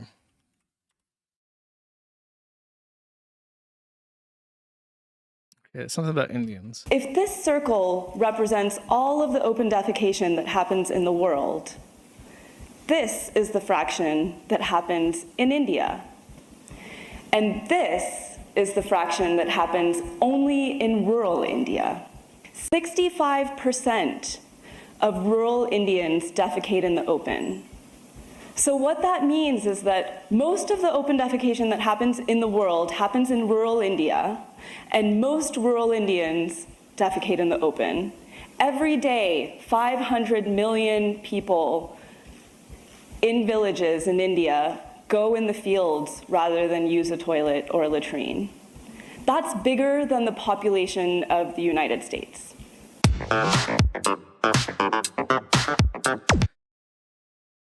I don't want them anywhere near me. I love how she doesn't even seem to be making a point. She's just like, I hate my home country, and the people that live there are disgusting, and I despise them. It's actually kind of, obviously, when you talk about a population of 1.5 billion people, it doesn't matter what that curve looks like. There's going to be a lot of people on the upper end, right? So we have been misled to believe that a country that has an IQ of about 75 has a bunch of genius software engineers. And this is simply confirmation bias, because you have 1.5 billion people and you put that bell curve at 75. You're still going to get like 1 million people who are super geniuses from that group, right? And you have the tolerable people like Mudahar. And those are like the top 1% of all that India has to offer. And because we've seen that top 1%, people think, oh, Indians are fine, but they're not fine. They're not fine, chat. Don't think that just because the guy that invented the USB is Indian, that the average Indian is fine, because they're not fine, chat. It's not okay. It's really not okay. Yats for 3 says, cheers, my nigga. Thank you. Fatty Caddy for 5 says, please, Josh, please post the full Doki Doki Chan video. I need my Oshi's unedited content. I hope she becomes a rich VTuber so that you can be perplexed. Also, read The Rape of Nanking. Don't be a history poser. I don't like reading. Books bore me. I'm sorry. I'm low intelligence, so I can't read a book. And no, I will not post the full Doki Doki Chan clip. She really goes off the rails. She says some things that I cannot reiterate, okay? Because I'm not trying to completely be disowned by my audience. The Ice Cream Man for 10 says, officially, self-patroons, that is our policy of the United States federal government. It's true. Thank you. Crispy Legs for 10 says, I forgot I hadn't sent a super chat for ages. Happy Friday. Thank you. And don't forget to subscribe to manattheinternet.locals.com. I promise I will eventually do a video for it. I promise. For real, no cap. Thank you. David S877 for 25 says, I've been too busy this week to come up with a funny super chat, so I have some money. That is the best super chat you could possibly send, though. Thank you. Humble Guardsman for 1 says, in the name of all things holy, I beg of you to say stomach or abdomen instead of tummy, please. I mean, that's what she calls it, bro. That's what she calls it. When she's not talking about her stomach, she says to her chat of pedophiles furiously masturbating when she does the striptease, that's my tummy. And then they all come in unison. I'm just repeating the facts here. The Ice Cream Man for 10 says, keep saying tummy, suffer regular God-fearing farmers, LOL. I will suffer. I will stop calling it tummy when she stops calling it tummy. Vordier for 5 says, which is worse, the women VTubers with loli avatars or the male VTubers with loli avatars? Show your work. Do I have to break out the MS Paint with the black on it to crunch the numbers on this? Can I just say the viewers of either, if you watch this shit, you're fucking repulsive to me. I know what a prostitute is, you know. I'm familiar with the concept. But there would be no prostitution if there were no Johns. And there are many more Johns than prostitutes. That's why we arrest Johns as well. When we're trying to outlaw prostitution, we'd arrest the buyers. Spingle Cat for 2 says, what a mentally stable person. And then there's a cat box file to a WebP. Oh, okay. I've seen this before. So this isn't even doing it justice. You have to look really closely. This was during her debut, Saba. She has 50,000 people watching at this point. I'm not sure if it was because it hit 200,000 at some point, but this is only 50,000 people. During which Aryan Cunny Rapist 1488 sent 50 gift memberships, which would be $250. Now you might be thinking that's a lot, but if you look above the message that says Aryan Cunny Rapist 1488, you'll notice that there's little indicator appears at least 5 times. In fact, it appears so many times it does not fit on the screen anymore. So he didn't give 50 memberships worth $250. He gave at least 250 memberships worth $1,250. At least, but it's unknown how much he actually spent. Up Ford up for 5 says, it's run the gamut, not run the gambit. Sorry, I like the word gambit a lot, so I'm inclined to say that. Spingle Cat for 1 says, why do I feel like Gator Gay More drives a shitbox car? Probably does, if he drives at all. Fatty Catty for 5 says, Gator is a disgusting worm. I tried to pin him down once about Nick R before the official cucking, and he refused to abandon the daddy. I cannot wait until Legal Mindset drops him like he did Flamenco. Legal Mindset covers lots of VTuber shit, right? So I guess he needs like an insider. You're going to have a really hard time if you're Legal Mindset finding somebody into VTubers who's not going to be a fucking weirdo. But Gator's always like that. That's the worst thing about Gator. I would honestly, and this is just my machoism speaking, I honestly think the fact that Gator is just such a spineless pussy faggot, I think that's actually worse than the lolicon. Like, okay, he's beating off to drawings. That's like mental illness in a way. In a way, he's conditioned himself to find drawings of children attractive, and he's mentally ill. But the whole, like, being, like, for instance, he's on the AlmightyLoli's streams calling me a pedophile, right? And he says on his Twitter, I had no idea that Josh was this bad. And I remember, recent memory, after he ditched Ralph, he apologized to me, I think in private or in public, but he apologized to me and said, look, I know I've been calling you a pedophile for years, but I was just doing it because of Ralph. And then, after knowing that's not true. And he was just saying it because of Ralph. The worst thing you can possibly say about somebody. He apologized for it. I did not accept his apology because I thought he was a fucking rat. I literally did not. I think I've accepted apologies from a lot of people, including like PPP. I did not accept Gator's apology. I didn't think it was sincere, and I thought that what he said was spineless and craven, and I wanted nothing to do with him. When he realized he wouldn't be able to get a foot in the door with me after apologizing, he basically waited for the first opportunity to start seething about me. And now he says that I'm a pedophile again after apologizing for saying it. But he has to condition and say, I didn't know it was that bad. It's like, I think that's, honestly, that kind of personality defect is not something that is owed to mental illness. It's not owed to circumstance that can be excused in any way, shape, or form as like a condition. It's just, you are a duplicitous faggot and nobody will ever respect you. You're a 40-year-old man who doesn't have his own personality and who does whatever his master tells him to do. Honestly, he reminds me of, this is cringe to make a Harry Potter reference, but he reminds me of the fucking rat guy from the second one that disguises himself as the rat. And when he's like a humanified, he's been a rat for so long, he comes out and he's like, oh, my master. And he's just like a little half rat man. It's like, that's Gator. He was Ethan Ralph's pet rat for so many years by choice, because he would rather be Ethan Ralph's pet rat than to be obscure and not on a internet live stream with a few hundred watchers. That when grace finally came and made him a human again, his own man, he was too ratified. He was physically indistinguishable from a rat. And he will always be a rat now. Not even a goblin, a fucking rat. A little ratatouille rat. He'll be a rat forever. Until the day he fucking dies, he'll be a lolicon gooning rat monster. And everyone sees it. Even Legal Mindset. I didn't even know that he showed up on Legal Mindset streams, but I guarantee you, Legal Mindset knows that fucker's a fat little rat. And he's waiting. He's like, I'll take you and your free stream prep to talk about VTuber shit to make my fuck ton of money. And then when I can get rid of you, I'm going to drop you like the little rat man that you are, Gator.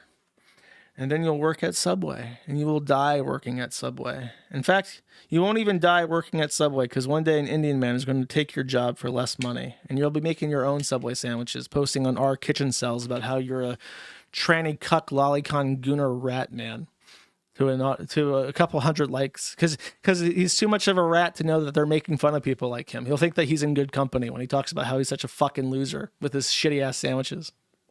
That's Gator's future. He will die alone. Fedicati, Pertu says, where's the hot sauce review? Kiki wanted to vomit after seeing Gator at a convention. You can hear it on the video. She coughs and sounds like she's gagging on his cinch through the screen. Well, that's why she needs the VTuber with the pacifier to tell him to take a bath. Soon, I think. I have to go get the sauce. It's really far away. Rich Wet Pasta for 10 says, take a shower, chat. You gotta say it in a baby voice with a pacifier. You're going, agoo, take a shower. That's how you gotta do it. Then Gator's like, "Oh my god, I'm compelled to clean myself now." Stinky, unkind naysayer. Never do that again. Unkind naysayer produces a shame. Montegraph had to drop the lawsuit, didn't accomplish his goal, but I don't think I can say Nick won. We were this close to him drug testing every surface of the house. I mean, it cost him a fuck ton. He paid Randazza for this lawsuit, and it can be filed again, I'm pretty sure. Fedicati for 2 says, only Godwits and Chads know that Gator's sister wants to get fucked by a deer, so degen shit runs in his family. IRC, she fantasized about a deer eating her and then mounting her. I don't remember eating her, but I do remember that they found Brian Holloman's sister's deviant art where she wrote about getting fucked by a deer. I do remember that.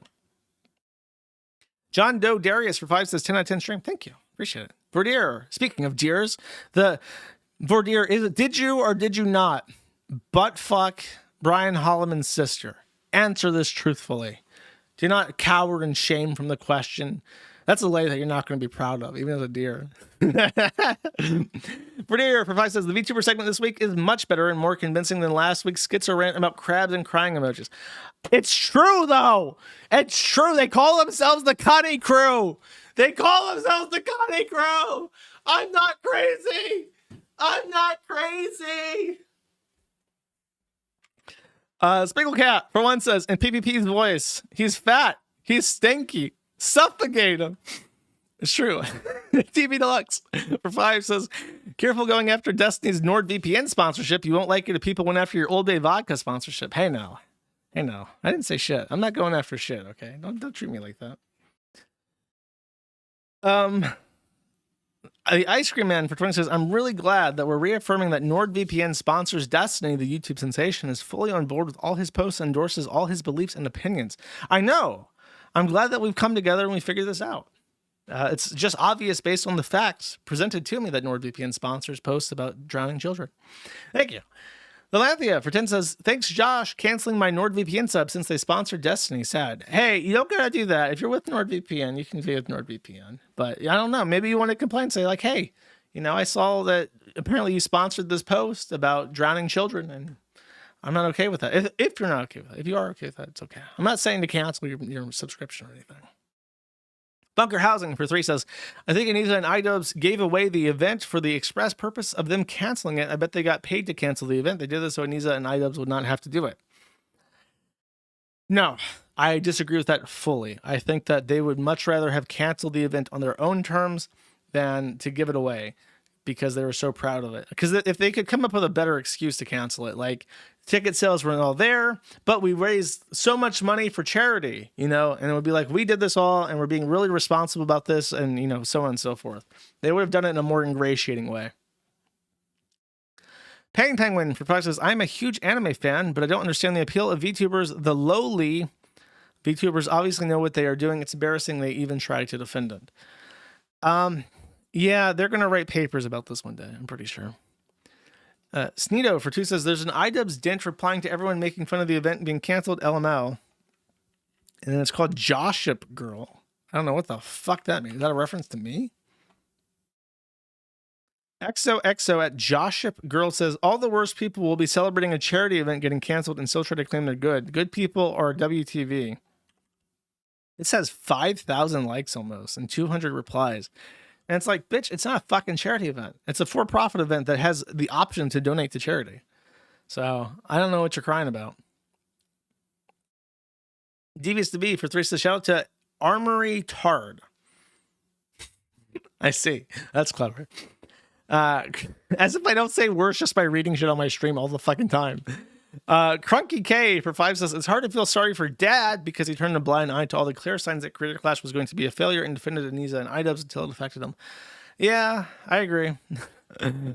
It do be like that. Total Lolicon Death for 5 says, Cody Bayer, the guy who was originally doing the Lolicon research, is currently supporting Gator and Co. And he himself got onto VTubers early on.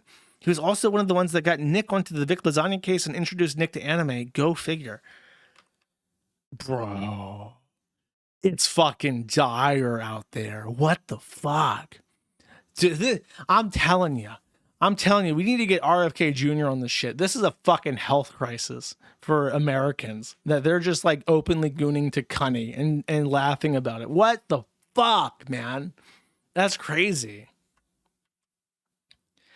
Generic username and password for 10 says, lolicons being pedos is a mentality even the Japanese have. You can see here in this 90s pop song about a monkey wanting to eat a fruit that isn't ripe yet. Sounds weird.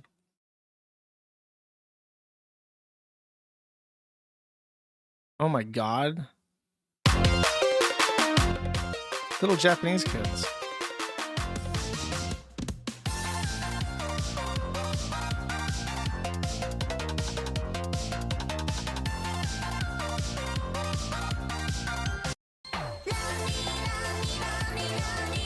I feel creepy just watching this, bro.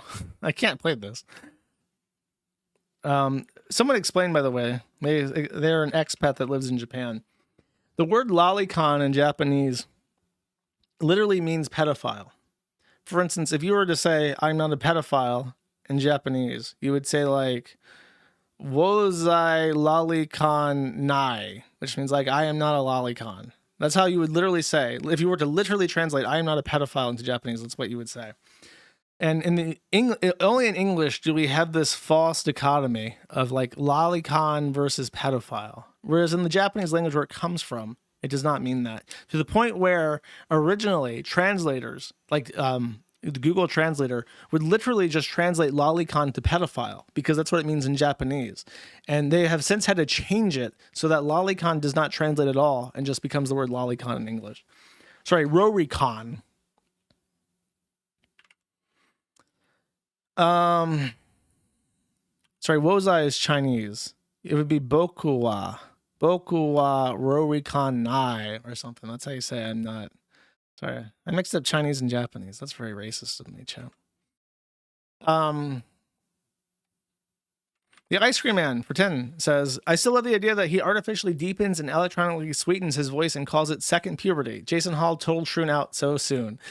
He does do that. He did say he hit a second puberty, and that's why his voice is so deep. So I don't know what the fuck that means. He's a M to M. The world's first M to M transgender. Dantiok for 5 says, I think Jason is literally incapable of admitting any sort of wrongdoing because of mental illness and or extreme case of narcissism. He invited a therapist on his stream once, and he said as much. I don't like prescribing things like literally incapable or mental illness because that's sort of, it's like with the pedophile thing that I said with Gator. It's like being a lolicon gooner is like a mental illness that I'm not saying it's excusable. I'm just saying that it's like a defect of the brain. Jason, much like how Gator is a rat by choice, Gator is a fucking stuck-up Nepo baby by choice. He has the opportunity to try and understand other people's perspectives, but he just literally does not give enough of a fuck about anybody except himself, which I understand is what narcissism is, but like that's by choice. That's just how he is. That's not a defect of the brain. That's just his personality. Doug S for 5 says, Josh, there is a setting in Brave that allows you to block YouTube Shorts as an absolute godsend. Settings, shields, and privacy, content filtering, turn on anti-YouTube Shorts button. That is pretty base, actually. That's fucking awesome. That's why Brave just keeps winning, bros. The Uncredited for 5 says, attention all Maddie gamers, play Crime Boss Rock City. I think that's a direct order. You have to play Crime Boss Rock City. If it's like any weird shit, don't blame me. Blame this guy. Foxes for 10 says, Linux mentioned, and then there is a catbox file. Okay, let's see it.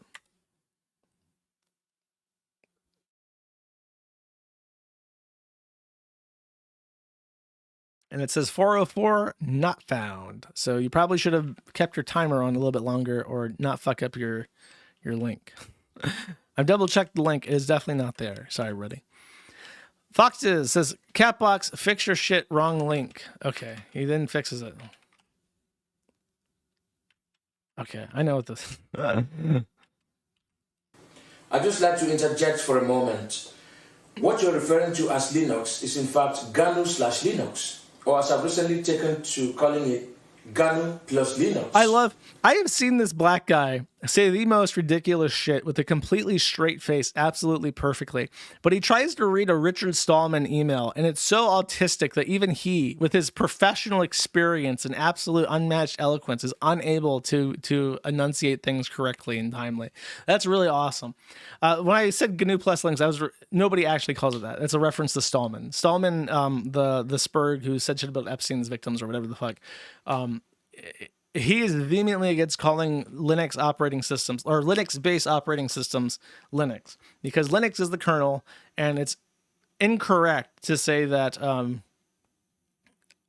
technically that Linux is an operating system. So he says it's Linux with the GNU core utilities that makes an operating system. And there exist operating systems that have Linux as a kernel and no GNU operating or GNU core utilities, and they use a different suite of software. There are operating systems which do not use Linux, but do use the GNU core utilities. I think BSD is one. So there are many, many, many kinds of operating systems that get increasingly niche with fewer and fewer people using them, that are hobby projects, are very, very tightly designed for a specific utility, usually as like integrated firmware for purpose-built applications. But most people, you know what most people use? Windows Server. I'm at a company that uses Windows Server for their actual product. I'm like, you use Windows? You pay a license for Windows Server and then run executables for web servers and shit? And it's like, yeah, they use like .NET to like run websites on Windows. I'm like, are you fucking for real? I it was beyond my belief that such a thing exists. They couldn't use command line. They couldn't use command line chat. Well, what the fuck? They went bankrupt. Bucker Housing for 3 says, "Oh, most exalted Kiwi Emperor, in my new system build, I plan to multi-boot Linux. Please supplicate your humble follower with what Linux to use. Normal surf stuff." If you are completely and totally unfamiliar with Linux, you're going to have a rough time. If you're very familiar with certain computer things, you might want to try Arch, but I mean, most people would suggest Ubuntu for if you have no idea what the fuck you're doing, try Ubuntu first. Just don't get molested by Jeremy Birch or Bicha or whatever the fuck. Coley Dante for 20 says, "Ironic that Troons would be so opposed to removing their cocks." Well, they removed their cocks and now they're fucking you with it and on the internet. Thank you. Tech Controller for 20 says, "Jersh, glad to end my week with another great stream. Here's a short showing how conceited malding faggotry is." Okay, I would like to see this. It's the only YouTube short I've ever wanted to watch ever. I think sometimes the things that I talk about in regards to those types of things is misconstrued as arrogance or boasting, when in reality, I'm just trying to give context. So that is the problem right there. So I want you to listen to this phrase. Sure. This gets misconstrued as arrogance, but in reality, it's this. Yeah. That is the most arrogant statement on the planet, bro. Like, tell me I'm wrong. Okay. I don't see it that way, but all right. Right? So, oh, yeah. So you don't see it that way. You're wrong. No. So is that like an actual Dr. K? So a psychologist who deals with narcissistic personality disorder tells you that you're acting like a narcissist. And he says, "No, I don't. You're wrong." And to the point where the guy is like actually arrogant statement on the planet, bro. Like his reaction on this, watch. Like, tell me I'm wrong. Okay. I don't see it that way, but so he says to the doctor, "You're wrong. You're wrong about this personality attribute." And he's like, but all right. He's like in actual disbelief. He's having this fucking smug, condescending asshole who he just told, who he was invited onto his show to give insights into his personality. And his assessment is you are very arrogant. And then he says, "No, doctor, you're wrong."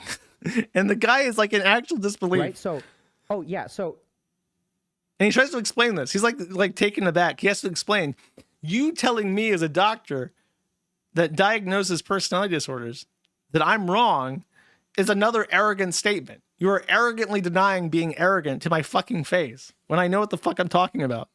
You don't see it that way. You're wrong. No. And he's trying to use like I words. Like you have to, your opinion is that I'm wrong, but you are saying it in a way where you assert that I am wrong. Okay, that's very funny.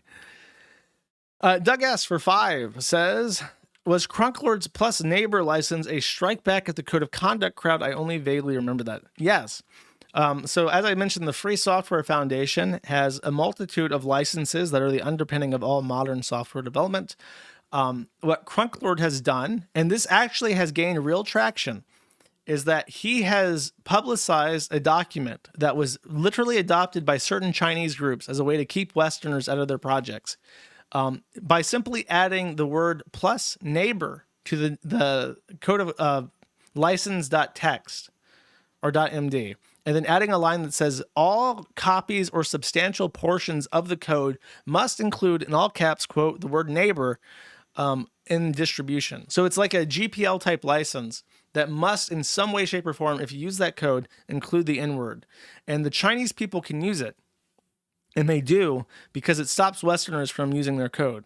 And I have never seen a Westerner actually take this and try to remove the plus neighbor, because even if they remove it, they're still using code that's a violation of their project's cock, and then they would get in trouble for it. So they can't just do that.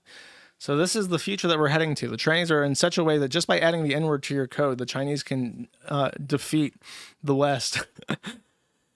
Ace of Sneeds for 10 says, you forgot to mention just what kind of person Linus is during the Linux segment. I honestly don't know too much about Linus. I think he's a bit of a dickhead. I know I got canceled by his own daughter for being too much of a chud. Because his daughter's like a rad femme that lives in New York. Sitting in my, oh, fuck. Hello? He sounds so nice when he answers the phone. He's just like, hello.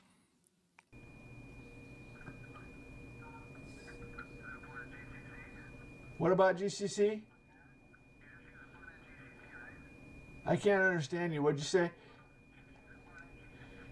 Do I see the fun in GCC?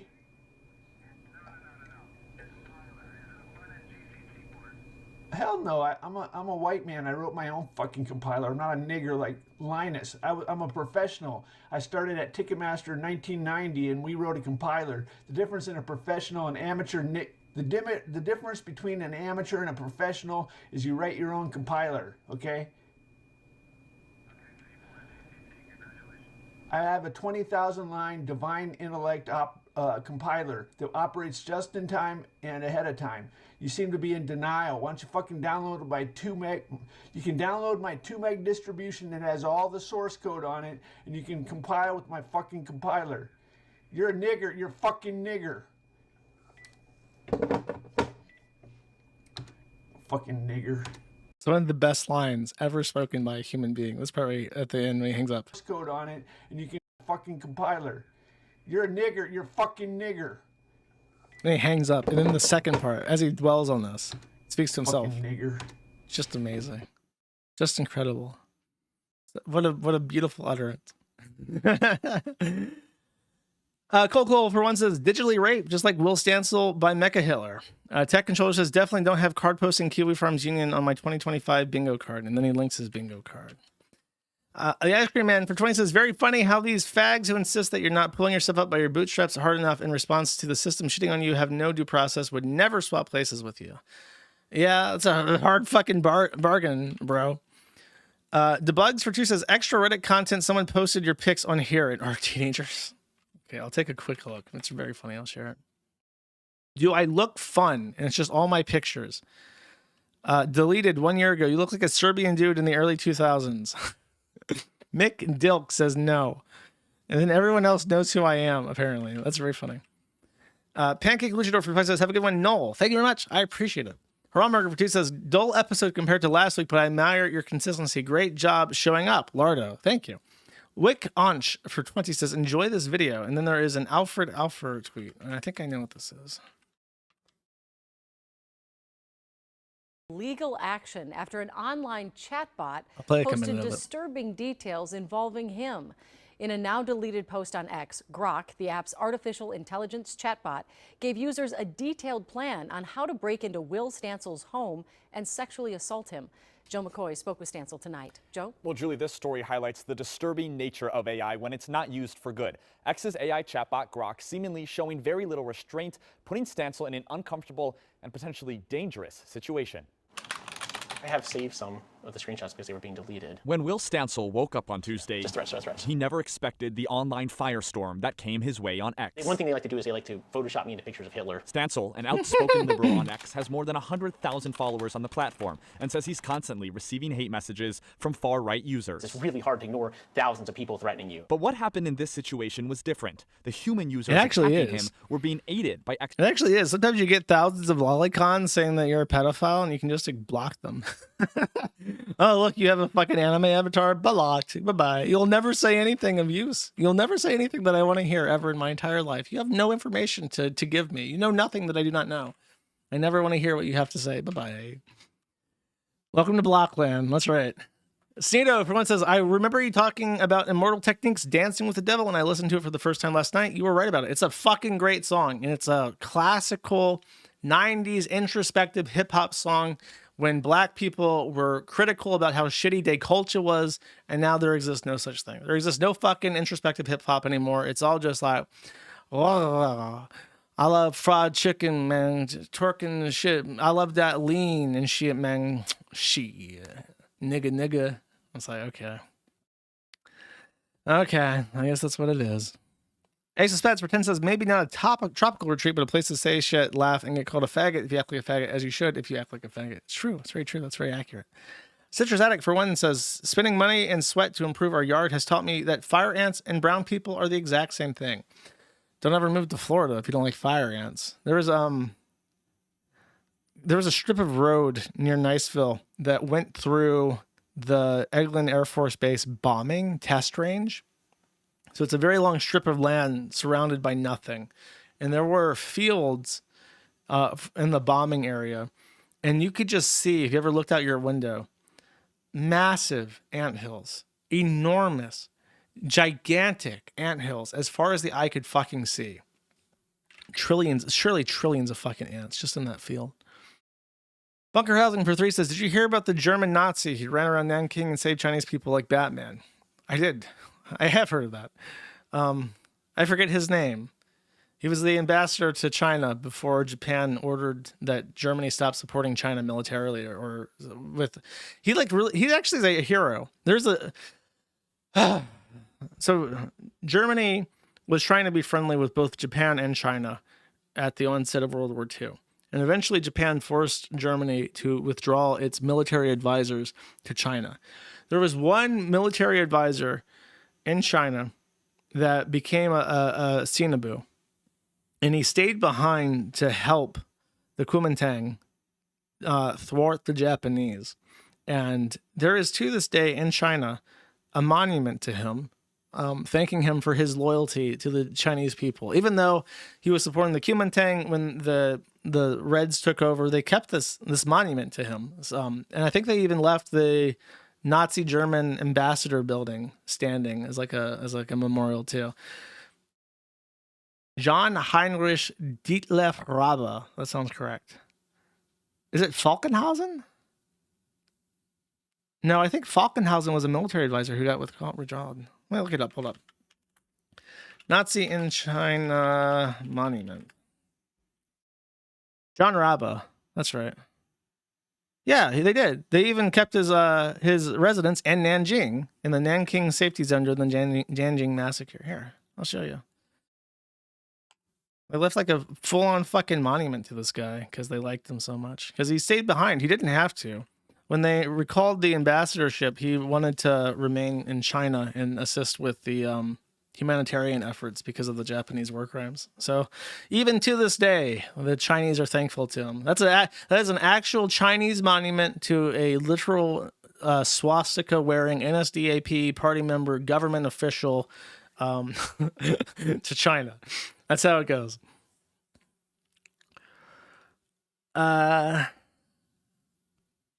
Romberger for 2 says, there are a number of different cheat codes for vending machines, but they vary greatly depending on the year or model. Order your minions to create a coin-operated autism thread today. That sounds like it's theft, bro. Asian Tech Support for 10 says, your rant here. I'm very tired. You should have sent this at the beginning of the of the super chat segment. Sorry, I had nothing to say. I apologize. The Bugs for one says, it would be funny if Gator went to a convention where Saba meet and greet is and the VTuber gets disgusted looking at him like the first one. So here's a fun fact that I learned from the Kiki Pion Pion thing. Her decision to stream her meet and greet is a very unusual one. Usually the VTubers are smart enough to not stream those, so there are no records of it from their perspective. And now Kiki Pion Pion no longer streams her meet and greets with fans. So the VTubers know they cannot show their fans to the internet because it will result in Jershua Connor Moon clipping it and making fun of it on the internet, causing them great distress. Haramburger for 2 says, I still haven't joined locals because you still haven't bought and reviewed Harley Quinn fart comic on video. You are capping for real on Ohio low or a big back. I don't want to buy pornography, bro. 2 blank shot trannies with a shotgun. Oh, point blank shoot trannies with a shotgun, I think is what he means to say. For 1 says, how do you think Japan got to this point where pedophilia is normalized and how did it even get to the West? I don't know. There's lots of exclamation points. I assume that you're blaming the West. However, one of the first things that Douglas MacArthur did when he occupied Japan was outlaw child prostitution and child pornography. Which, by the way, after the occupation, child pornography remained legal federally in Japan until 2020. So I don't want to hear shit about how the West made Japan pedophiles or whatever the fuck. From my understanding, child pornography has been legal since the Meiji Restoration in Japan. That's when I was told, at least. But definitely, child pornography was legal up until 2020, regardless of that. Citrus Addict for one says, actual second puberty refers to our brains and skeletons being in the final 5-year stretch of development after our hormones have been sorted out. It happens from 20 to 25, aka fledgling adulthood. So you're telling me it doesn't make your voice deeper is the thing. The lowercase L Lunternet for 2 says, glad you were able to avoid the Texas rainfall massacre. I did indeed. Texas is too hot for me. The Bugs for one says, is there a video of that meme black guy talking about you? I'm sure there is. I don't know of it off the top of my head. Citrus for one says, Yeet the Jeet slogan for the new and needed ICE project of 2026. That's my coin. I termed that. D. Schneeder for 10 says, are you still planning to stream the Doom mod? Yes, I am. I apologize. Things in my life are always crazy, but I do. I intend to do the Doom mod. It'll happen one day, I promise. Jim Socks for one says, Josh, are you a torta pounder? Happy Pizza Day, Bish. No, I'm not. I've never had torta. I apologize. And that's it. No more super chats. Shit, I don't have an outro song picked. I'm gonna have to wing this one. Chat. Hold up. Let me look up something. Let's see. I always kind of hope a song comes to me, but then it doesn't.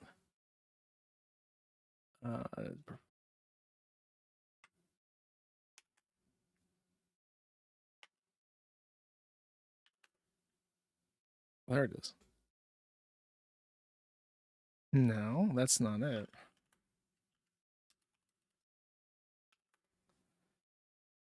Is this... Sorry, I'm trying to understand something, but black people like to spell their name in a very peculiar way. It makes it difficult to find out.